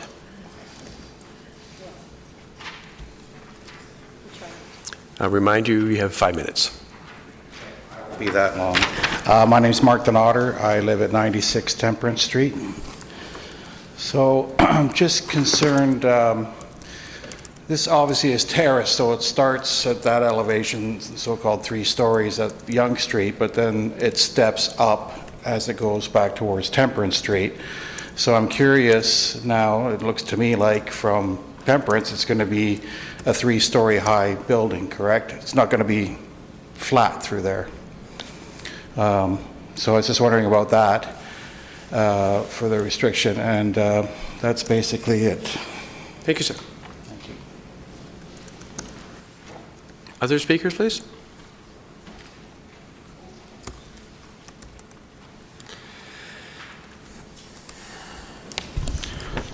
Yeah, hello. I stated my name earlier on, Klaus Wernberg. This complex is along Yonge Street. And my concern is for public space along Yonge Street. We have had a number of multi-unit buildings go up, including the stacked townhouses and behind the Bank of Montreal, etc. And I failed to discover any public space that has been yielded from this development scenario.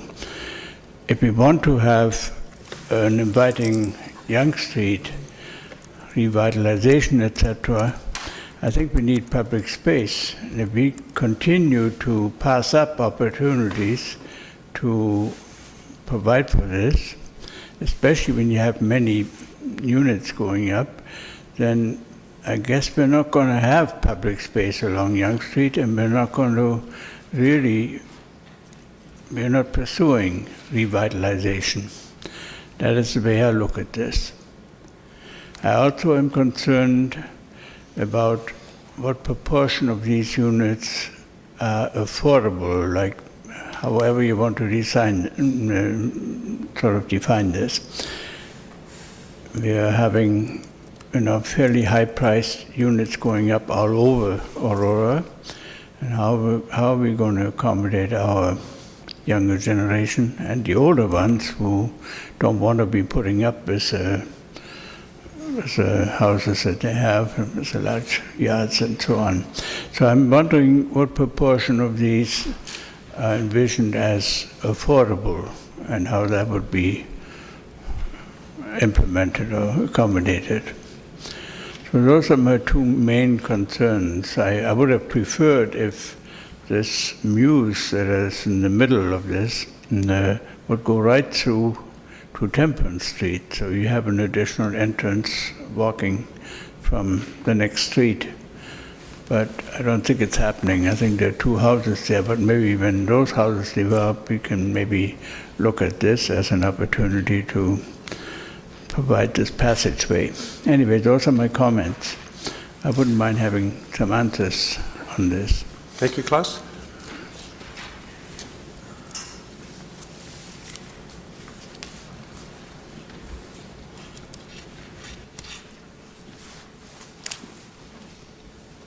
My name is Barry Bridgeford. I live at 113 Temperance. A couple of questions. The driveway access, what provisions would be followed up on for snow removal on-site or off-site snow storage? And there is another question regarding, a bit of confusion seems to exist as to whether this is a 3-story structure or a 4-story structure. I recognize that the lower units, as per the upper units, they comprise of, I guess, 2 floors each. They're bi-floor units, if I understand correctly, but the lower ones are half in grade. Is that why we see also reference to 3.5 story, when in reality we have 4 floors, 3.5 of which are above grade? I think that would need some clarification or acknowledgement. Thank you. Thank you.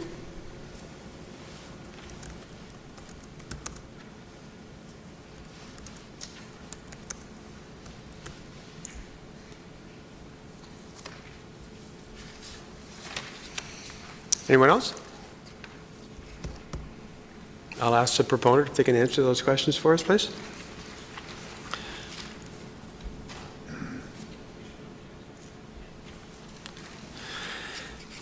So we have the height at the back of the unit, public space, affordable units, snow removal, and clarification on the actual height of the building.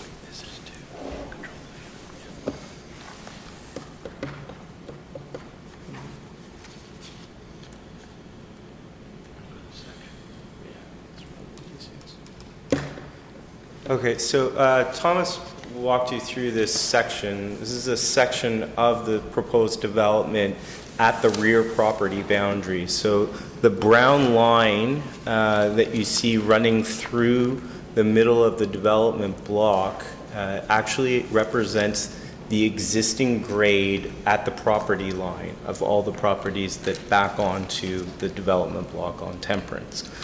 So that's the existing grade at the property boundary. So everything above that line essentially is what is the height viewable from that area, even though those properties it start to increase in grade as you move away from that property line. We're establishing basically the shared property line as the grade that we're matching around the entire site. That's why you see in a lot of the elevations, you start to see that the development is stepped down towards Yonge Street because the site's grades existing on all of its boundaries actually start to step down from the height, as Thomas mentioned, in the southwest corner of the property to the lowest point at the northeast part of the property. So at the rear, you're looking at a 3-story structure.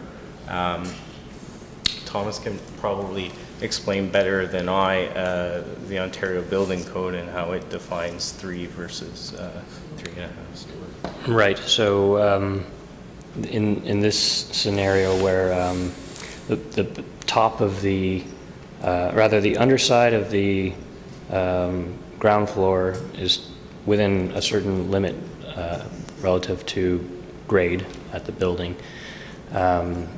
it's considered not within the number of stories of the building. It's considered to be below grade. It's a basement level. Could you get closer to the microphone, please, sir? Sorry. So it's considered, in this case, to be below grade and not part of the definition of a story by the OBC. So it was with that approach that we sunk the building. So there are a number of units that exist below grade and that have walkouts to exterior spaces below grade. And again, the section tells the story of where those walkouts are and how the site grading adjusts relative to the building face to provide access for those below grade portions to have exterior access. Yeah, so basically the way it's defined under the building code is because there are 3 stories above ground, that's what the building code refers to as a 3-story structure. However, it's referenced and it's quite visible in a number of the elevations that there's actually a story that's half below grade. So technically, the half that's above grade would create a 3.5-story structure or 3.5-story building. That's the differentiation between, unfortunately, how the code defines it, but in reality, what you're going to see is 3.5 stories above grade. Public space.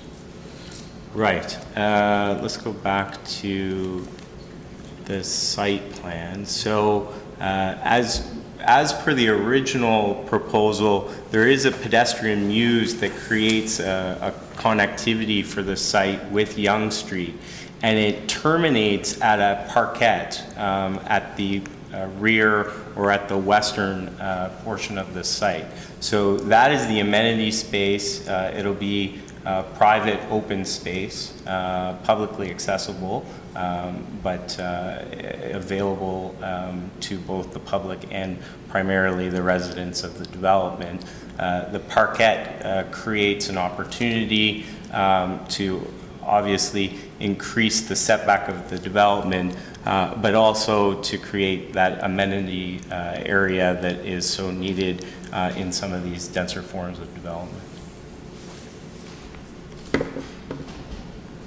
And then in terms of affordability, Thomas, maybe you could walk everyone through sort of the structure of the units within each of these blocks. I believe we have a plan view here. So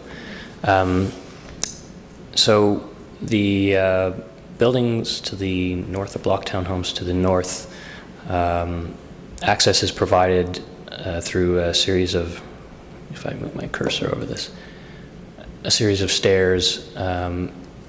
Access is provided to below grade units, at grade, and then above grade units. And all of these are a mix of 2-bedroom plus den, and 3-bedroom units, which are fairly large in size, but are sort of well blended and well suited to this this context. Buildings along Yonge and along the south of the site, access is provided via these central circulation spines that provide access to 2 units above and, on each side of these, so a unit above grade and then a unit below that are connected via internal stairwells. Go back to that cross-section, the colored cross-section. Yep. So the cross-section is actually colored, so that each of the colors represents a different living unit. So you can see there's quite a variety. We tried to keep the light blue and the orange color, the ground floor units, as single floor units because they provide greater accessibility options for a wider range of users. Then the purple are the units, so they would be back to back. They'd be over multiple floors above, so you can imagine those are slightly bigger. They provide opportunities for starter home families over multiple floors with less accessibility issues. And then again on the north block, you have a mix between the yellow area, which is similar to the purple, and then the green, which can be above that, which is really another way of dividing up the block or each block into the different units. So there's a variety of options to provide different levels of spaces, both for accessibility and size purposes to meet a wide range of users. Snow. Yeah, so there on the north side of the site is the access road. The access is to an underground parking area right here. So really the only area that needs to be cleared of snow is this driveway, and there are 2 visitor parking spaces. Those are basically convenience parking spaces. So if someone is unloading groceries and not going straight into the unit, or there's a delivery, a food delivery or grocery delivery, they can park there and then easily access any of the units on the site. So that area, there is a small area for temporary snow storage, but through the site plan agreement, private snow storage, private snow removal will be required because it will be a private driveway for the entire development. Thank you.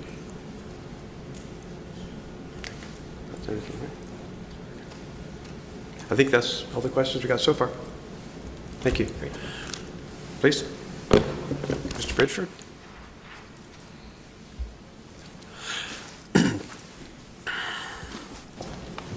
The term accessibility was used a few times. However, I'm curious as to what degree of accessibility really exists for challenged people, specifically how to get from their parking spaces to their units. I'd like to hear more detail regarding viable accessibility. Thank you. Any other questions at this point?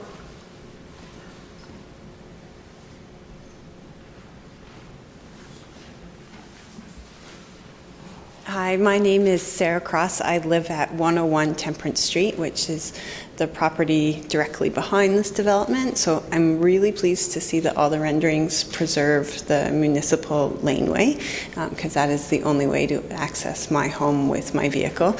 So that makes me very happy. The one question I have is the renderings don't seem to show any sort of perimeter fence at the back of the property where it backs on to the existing Temperance Street property.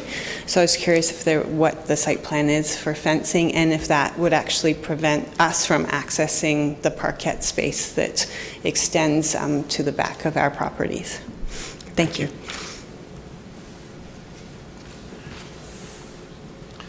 Any other questions at this point?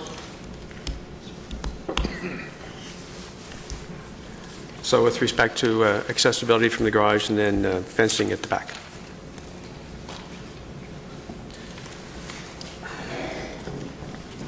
Yeah. Obviously, when I use the term accessibility, I'm trying to convey that some of the units where they're provided over one floor are attempting to offer more accessible opportunities over the site.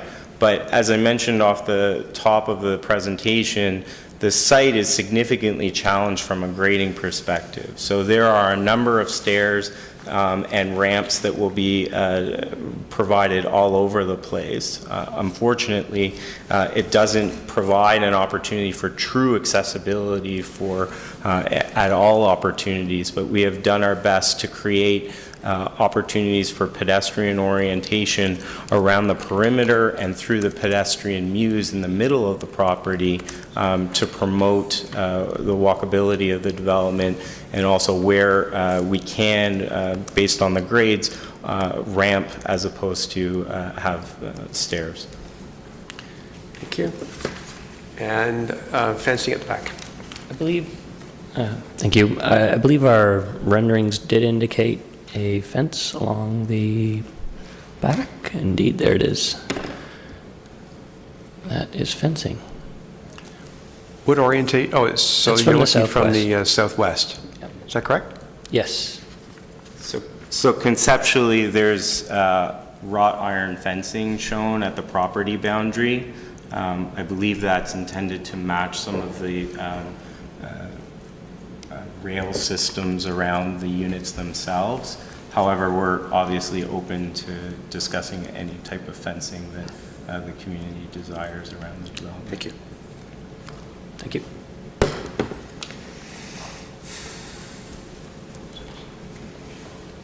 Any other comments from the public?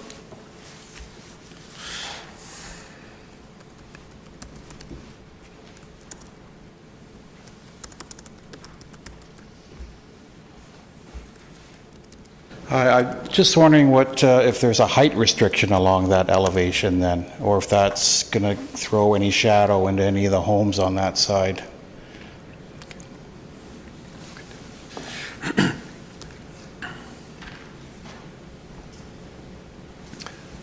Let's just see if there's any other comments first. Questions?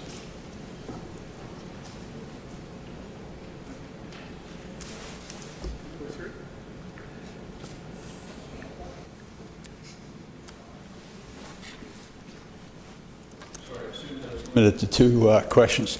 Air conditioning units and noise suppression. I'd like to hear for our neighbors who are close by what measures are being taken in that regard. I'm sorry, last part?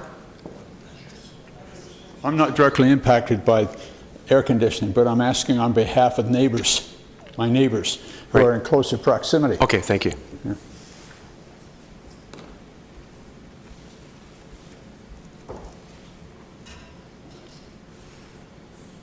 Gentlemen?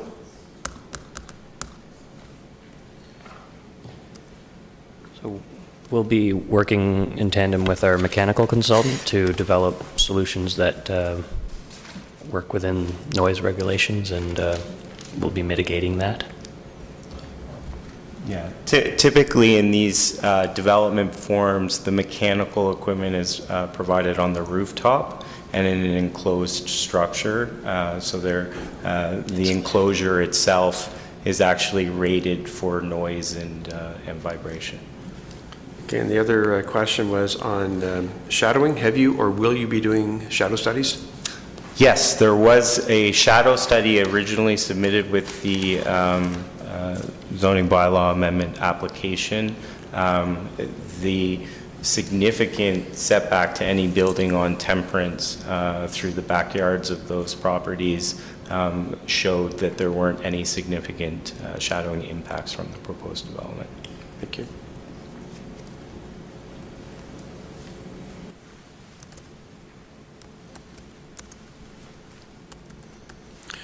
Any other comments from the public, please?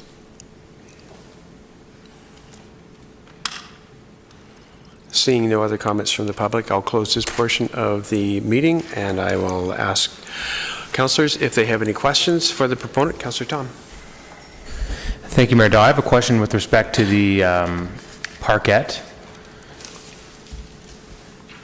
And just you can kind of see it from actually what's on the screen now. One of the questions from the public that wasn't addressed at this point was the access, potential access, and I'm assuming that there will be a retaining wall on the rear or the west side of your property because there's such a significant grade difference. But perhaps you could confirm, will there be access to the parkette from the bordering homes to the west, or will it be a retaining wall that will be fenced off?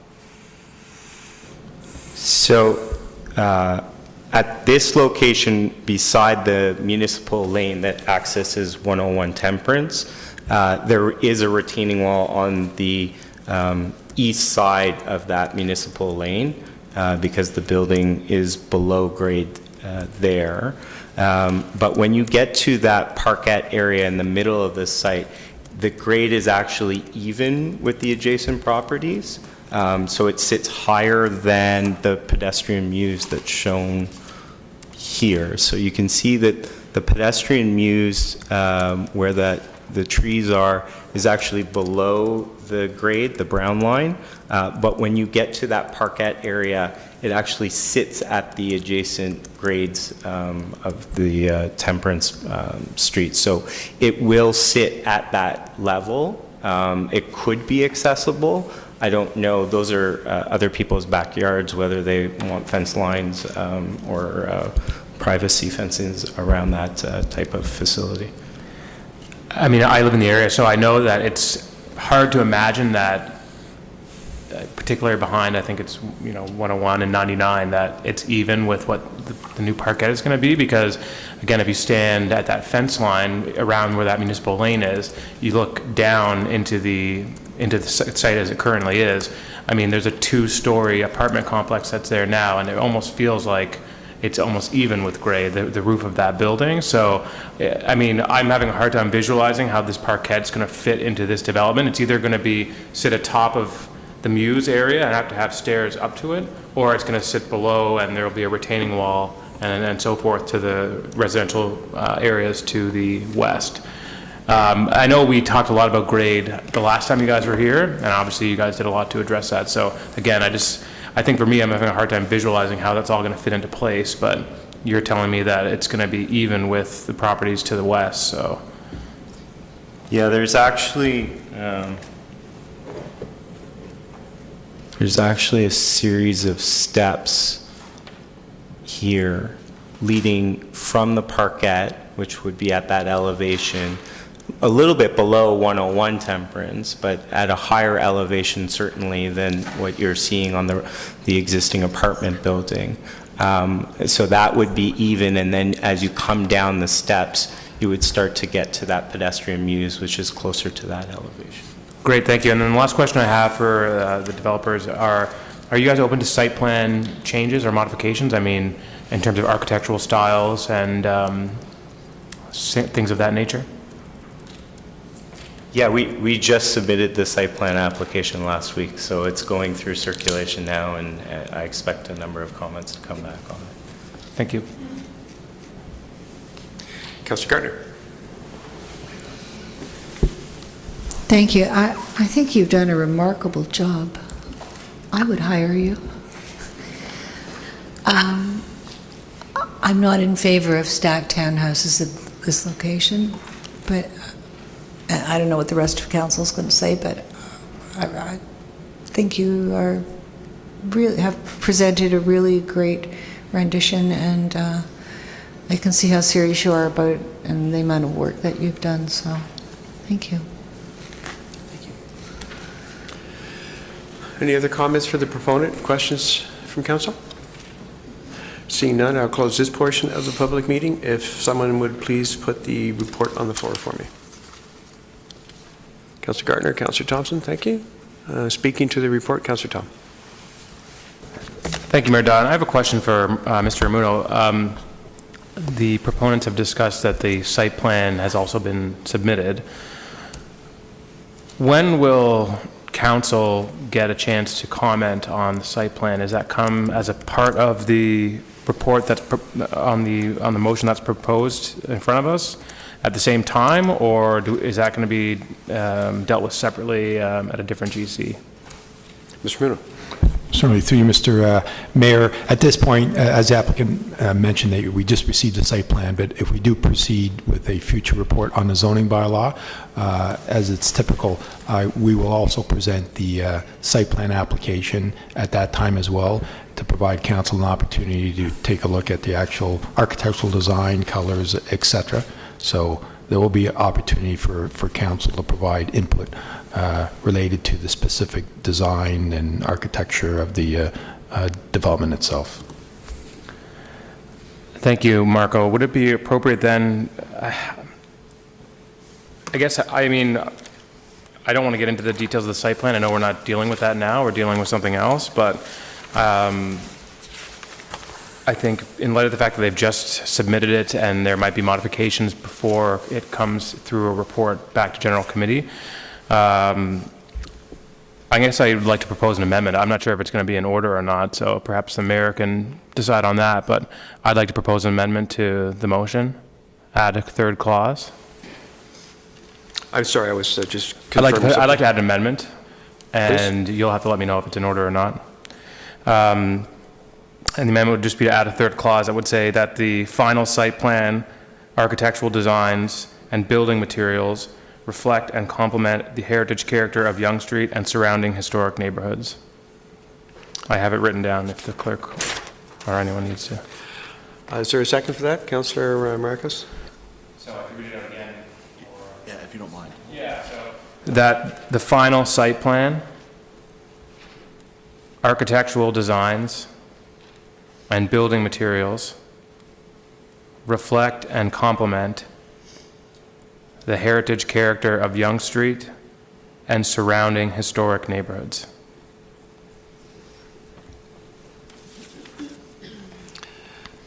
And a brief rationale as to why I'm putting this forward. At this point, I just think getting our interest or our intentions on what we want the site to look like is important to do as early in the process as possible.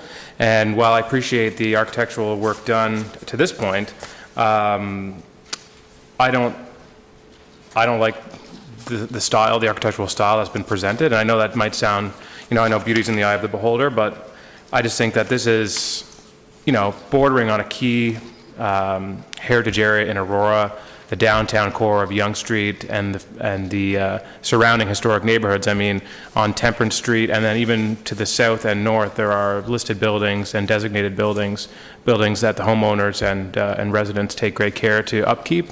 And I just think that whatever is presented in terms of a final design of the site plan and architectural styles, building materials, etc., should do its best to reflect and complement those neighborhoods.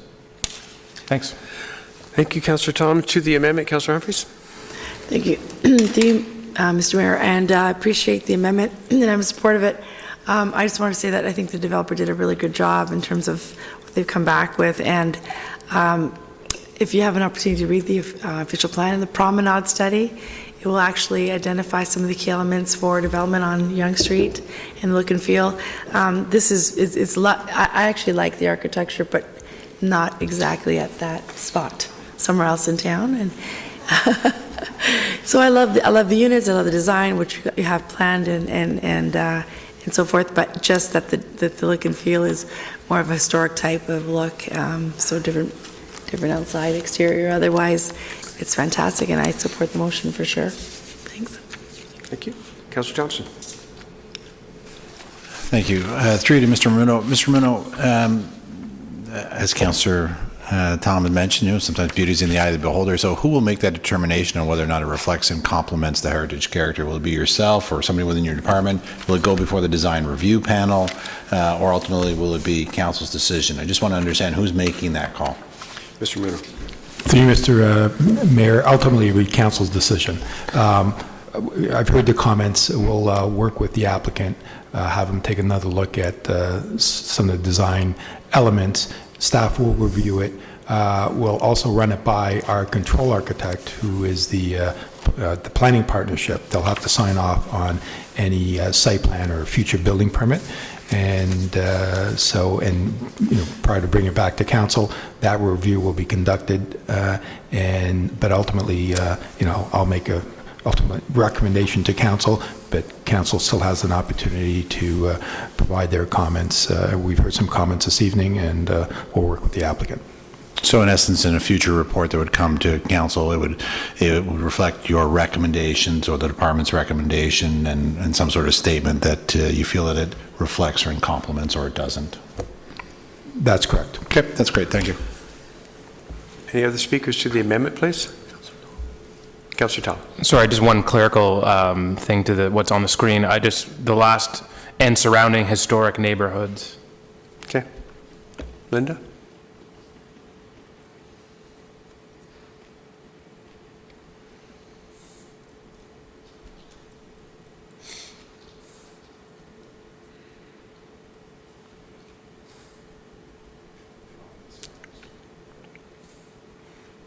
So all understanding that if there's no more questions with respect to the amendment, all in favor of the amendment, please. Opposed? That is carried. Back to the main motion. Councillor Tom, were you finished? Yeah, I mean, I think, I mentioned in my questions to the proponent that obviously, and in my comments from the last time, that grading is going to be a challenge, I think, on this site. And so obviously staff are going to take that into account when the more detailed report comes back. And I'm looking to see what staff have to say about that. So again, my major concerns before were grading, and then of course that the final design fits with the historic character of the neighborhood. Thank you. Thank you. Councillor Thompson. Thank you. Really, my question just revolves around the building height, less so about the height from Yonge Street, more of the height from the back of the property and how it impacts the residents there. Tonight we were given a copy of the presentation, and on one of the pages it indicates that the height will range from 11.25 meters to 12.91 meters on this page if you're following along. But in the report, our chart that talks about the current zoning and the proposed zoning, it says that the building height maximum will be 15.8 meters. So I just wanted some clarification on, why the presentation before seems to indicate that it'll be 12.91 meters, but in our report and under the proposed zoning, it talks about 15.8 meters. Mr. Miller? Certainly, through Mr. Mayor. Good question. I think in our report, based on the earlier information we received from the applicant, and just doing a preliminary calculation of the average grade, the proposed development was at 15.8 meters. Our official plan allows for up to 5 stories and a height of 18.5 meters in this location. The applicant recently has submitted a site plan, and based on their presentation, I think those dimensions they've provided, they're sort of accounting for the change in grade along Temperance Street, if it's my understanding. But again, when we provide our next report, we'll clarify what our interpretation of the actual average grade would be, the height based on the average grade, and we'll also provide information with respect to from the westerly property line, from the Temperance Street rear yards, what actual height would be visible from those residents on Temperance Street. But again, based on this proposal, the 3.5 story, if you were to measure it from a Yonge Street, you're looking at 15 to 16 meter height. It may be less based on the actual site plan information that has been provided to staff, but we will verify that at a future report. Great. Thank you. Councillor Gardner. Thank you, Mr. Mayor. Following on that, the table says that you can have a certain height providing that you do, I can't think of the word, setbacks. So that's not intended in this design. Mr. Miller? Through you, Mr. Mayor. So our official plan allows for a maximum of 5 stories and up to 18.5 meters, provided the 4th and 5th story are set back for buildings. I mean, in this scenario, and again, we'll take a closer look, we're looking at essentially 3-story buildings, so there's really not a requirement for stepping it back. Okay. Even though they are incorporating some step transition of some of the floors. But again, it is below that 5-meter height, so stepping back isn't a requirement. But again, we will evaluate, whether there's any shadow impacts. We did receive that earlier information. And again, based on this 3.5 story and the grade differential, there doesn't appear to be any shadow impacts to the neighboring properties, but we will verify that in our future report. Thank you. I'd appreciate that because I can't see how there wouldn't be shadowing effects with the west sun. Wait a minute, maybe I'm wrong here. I might be wrong here. On page 17, there's a lot going on the roof. It's a lot more than air conditioning units. Certainly, through you, Mr. Mayor. No, that's correct. I think what looks like, sort of the fourth story, I think is sort of the walk-up, because I think they are proposing some rooftop patios, amenity areas. So that glass enclosure, which looks like sort of the top partial fourth story, is that access up to the roof for the amenity space on the rooftop there. So it is not really considered a full fourth story, but it is a walk-up or a pop-up. So there is a structure there. Again, we'll take a look at the site plan and those elevation drawings. We heard the comments about ensuring any rooftop mechanical equipment is properly screened. Thank you. But that would not have to be added to the height, and it certainly would be added to the visual effects of the neighbors to the west. Through you, Mr. Mayor, yes, certainly, and we will look at that. We'll take a look at the proportion of that fourth story, if there is going to be one. And again, we will work with the applicant again to address some of the architectural concerns that we've heard this evening as well. Sorry, when you say you're going to look at it, I mean, that means that it would be allowed. Through you, Mr. Mayor, from an official plan standpoint, from a height perspective, what they're presenting to us would be in keeping with our official plan height requirement. But again, from an architectural standpoint, we will work with the applicant to see if we can refine some of the elevations and just get some additional information on that fourth story, whether it is a true walk-up and whether they actually are proposing rooftop amenity space areas. And another thing that we're going to have to ensure in the future report at the zoning bylaw stage is to ensure that they're meeting the amenity space requirement for these units. So what you're saying, I think what you're saying is that it might be allowed, and depending on I'm not sure what, but we as a council have to take into account the neighbors to the west and the visual effect. I mean, they're already looking at quite a tall building, and now it's taller. I forgot to ask about the garbage. Is that going to be next to those two convenience spots? Mr. Bruno? Through you, Mr. Mayor, yeah, currently so the snow storage, or snow plowing storage and garbage pickup will be privately administered by the Future Condo Corporation. And I believe they did identify on the site plan, just at the end of that drive aisle from Yonge Street, some garbage receptacles. And again, those are details that when we report back, we will identify and explain those in more detail related to the actual site plan application. But they are showing some garbage receptacles at the very northwest corner of the driveway aisle off of Yonge Street.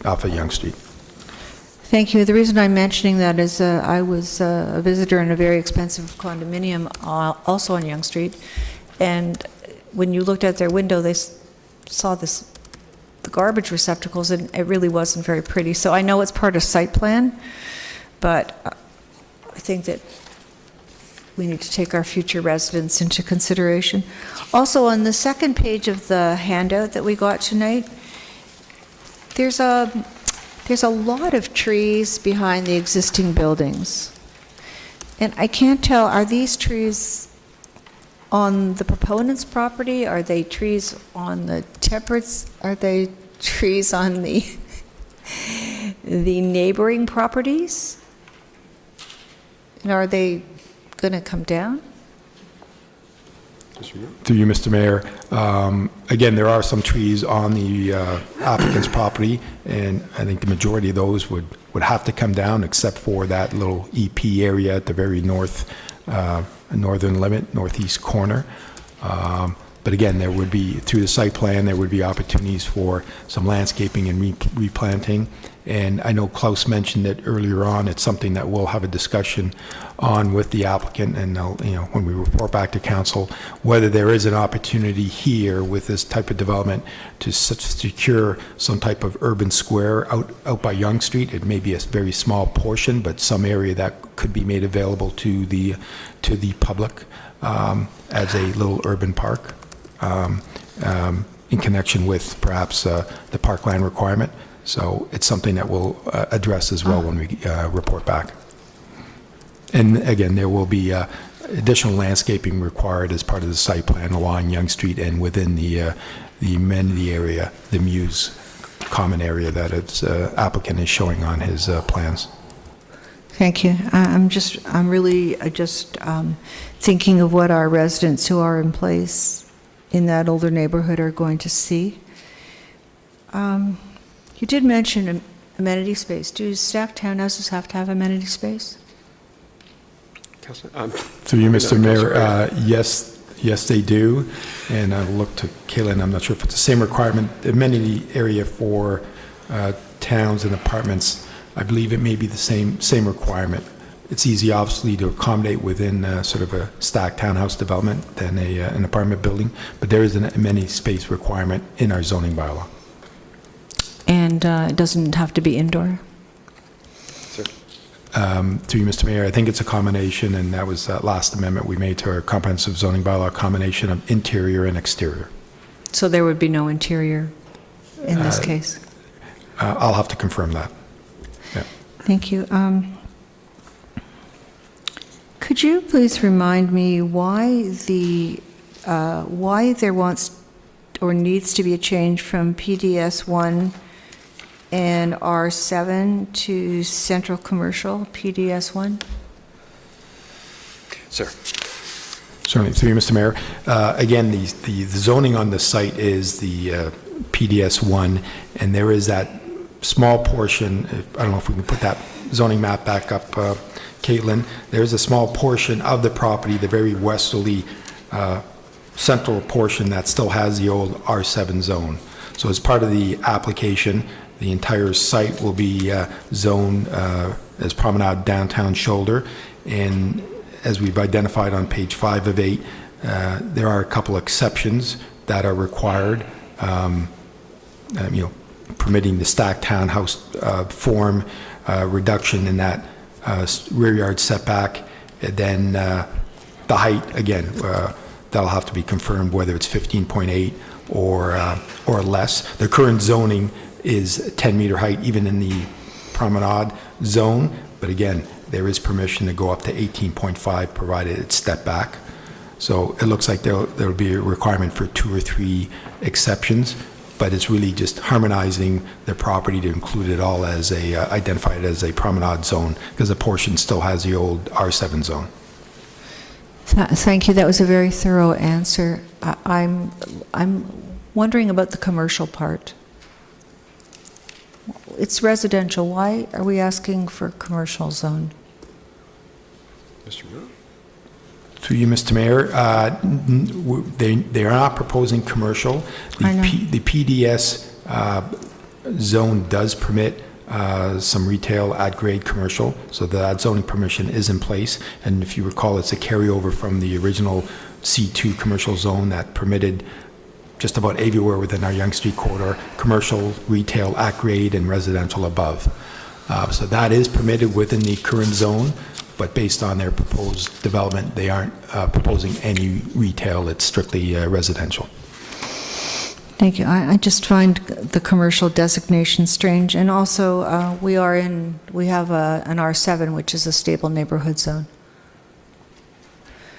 The last thing that hasn't been mentioned is the driveway is actually over the stream. I can't really remember how that goes, but I think the driveway is over the stream, And is there some town mechanical equipment as well? Mr. Moon? Through you, Mr. Mayor. So the driver will, and that'll be confirmed by our engineers and the Conservation Authority. The driveway, I think, at this point, is not over the EP area. There is, I think, an easement that runs, traverses this property, and there's a storm sewer easement in favor of the municipality. So that would be in place, and there's no structures permitted on an easement, but a driveway and an amenity space is not a concern. That could be built over the easement. But we do have an easement, and that's in our favor, and that'll continue. How would we get to that area if we needed to? Dig it up. Mr. Moon? To you, Mr. Mayor, the nature of the easement provides the a legal right of the, in this case, the town, if we needed to access the property and make any repairs if we had to. Again, that storm sewer was replaced not too long ago, 4 or 5 years ago. Work was done to improve that storm sewer. So, do we get to it in a boat, or do we tear up the driveway? Through you, Mr. Mayor, if need be, we would have to do work and tear up the driveway. Thank you. I don't really think that's the right way to treat an EP area. That's all I've got. Thank you, Councillor Gartner. Seeing no more speakers, calling the vote, please. Motion as amended. Our voting tablets aren't working. If we're okay with the hand vote, all in favor? Opposed? Okay, certainly. Mr. Clerk.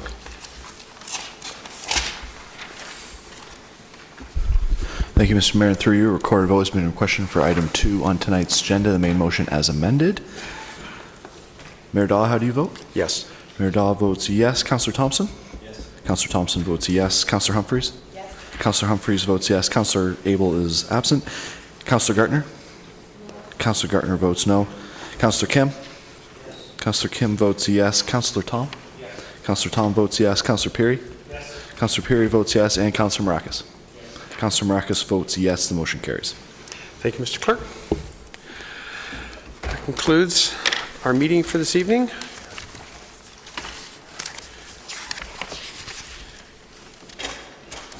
Confirming bylaw, please. Councillor Peary, Councillor Kim. All in favor? Opposed? That is carried. Motion to adjourn. Councillor Tom, Councillor Humphreys. All in favor? Opposed? That is carried. Thank you.